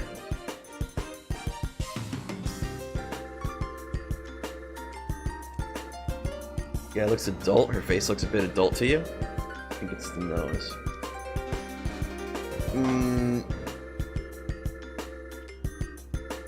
I was thinking like the eyes too.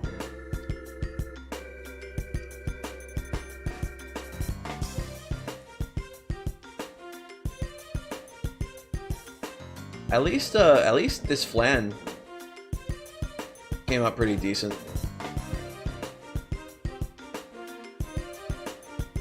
Which is weird. After I drew this, I realized something that I hadn't really noticed until now. Apparently, I've drawn Flan for like every Drawtober so far, without even realizing it. Also, okay, alright, one more embarrassing thing. One more extremely embarrassing one. I gotta show what my Flan looked like on my first Drawtober. Which was also the first time I ever drew Flan. And it's really embarrassing because she came out looking like hot fucking garbage. Alright, hang on one sec.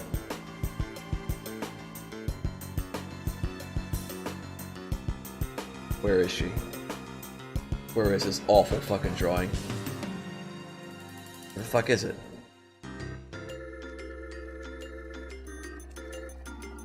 Wait, where is it now? Did it delete itself? This is still... Oh shit. This is my favorite drawing from the first Drawtober I did.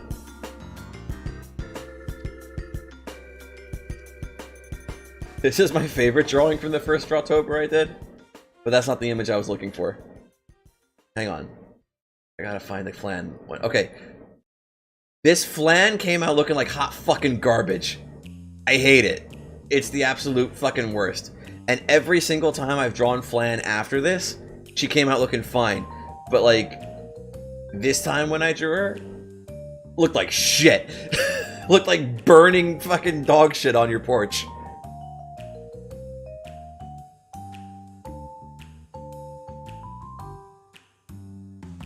The feeling of height difference?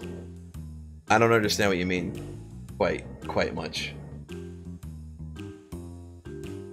Anyway, the longer I hold off on ending the stream, the less time you're gonna have to talk to me about what you wanted to talk to me about. So I'm gonna just end the stream right now. Let me find something to play us out with. Let's see, what have we got? What have we got? What have we got?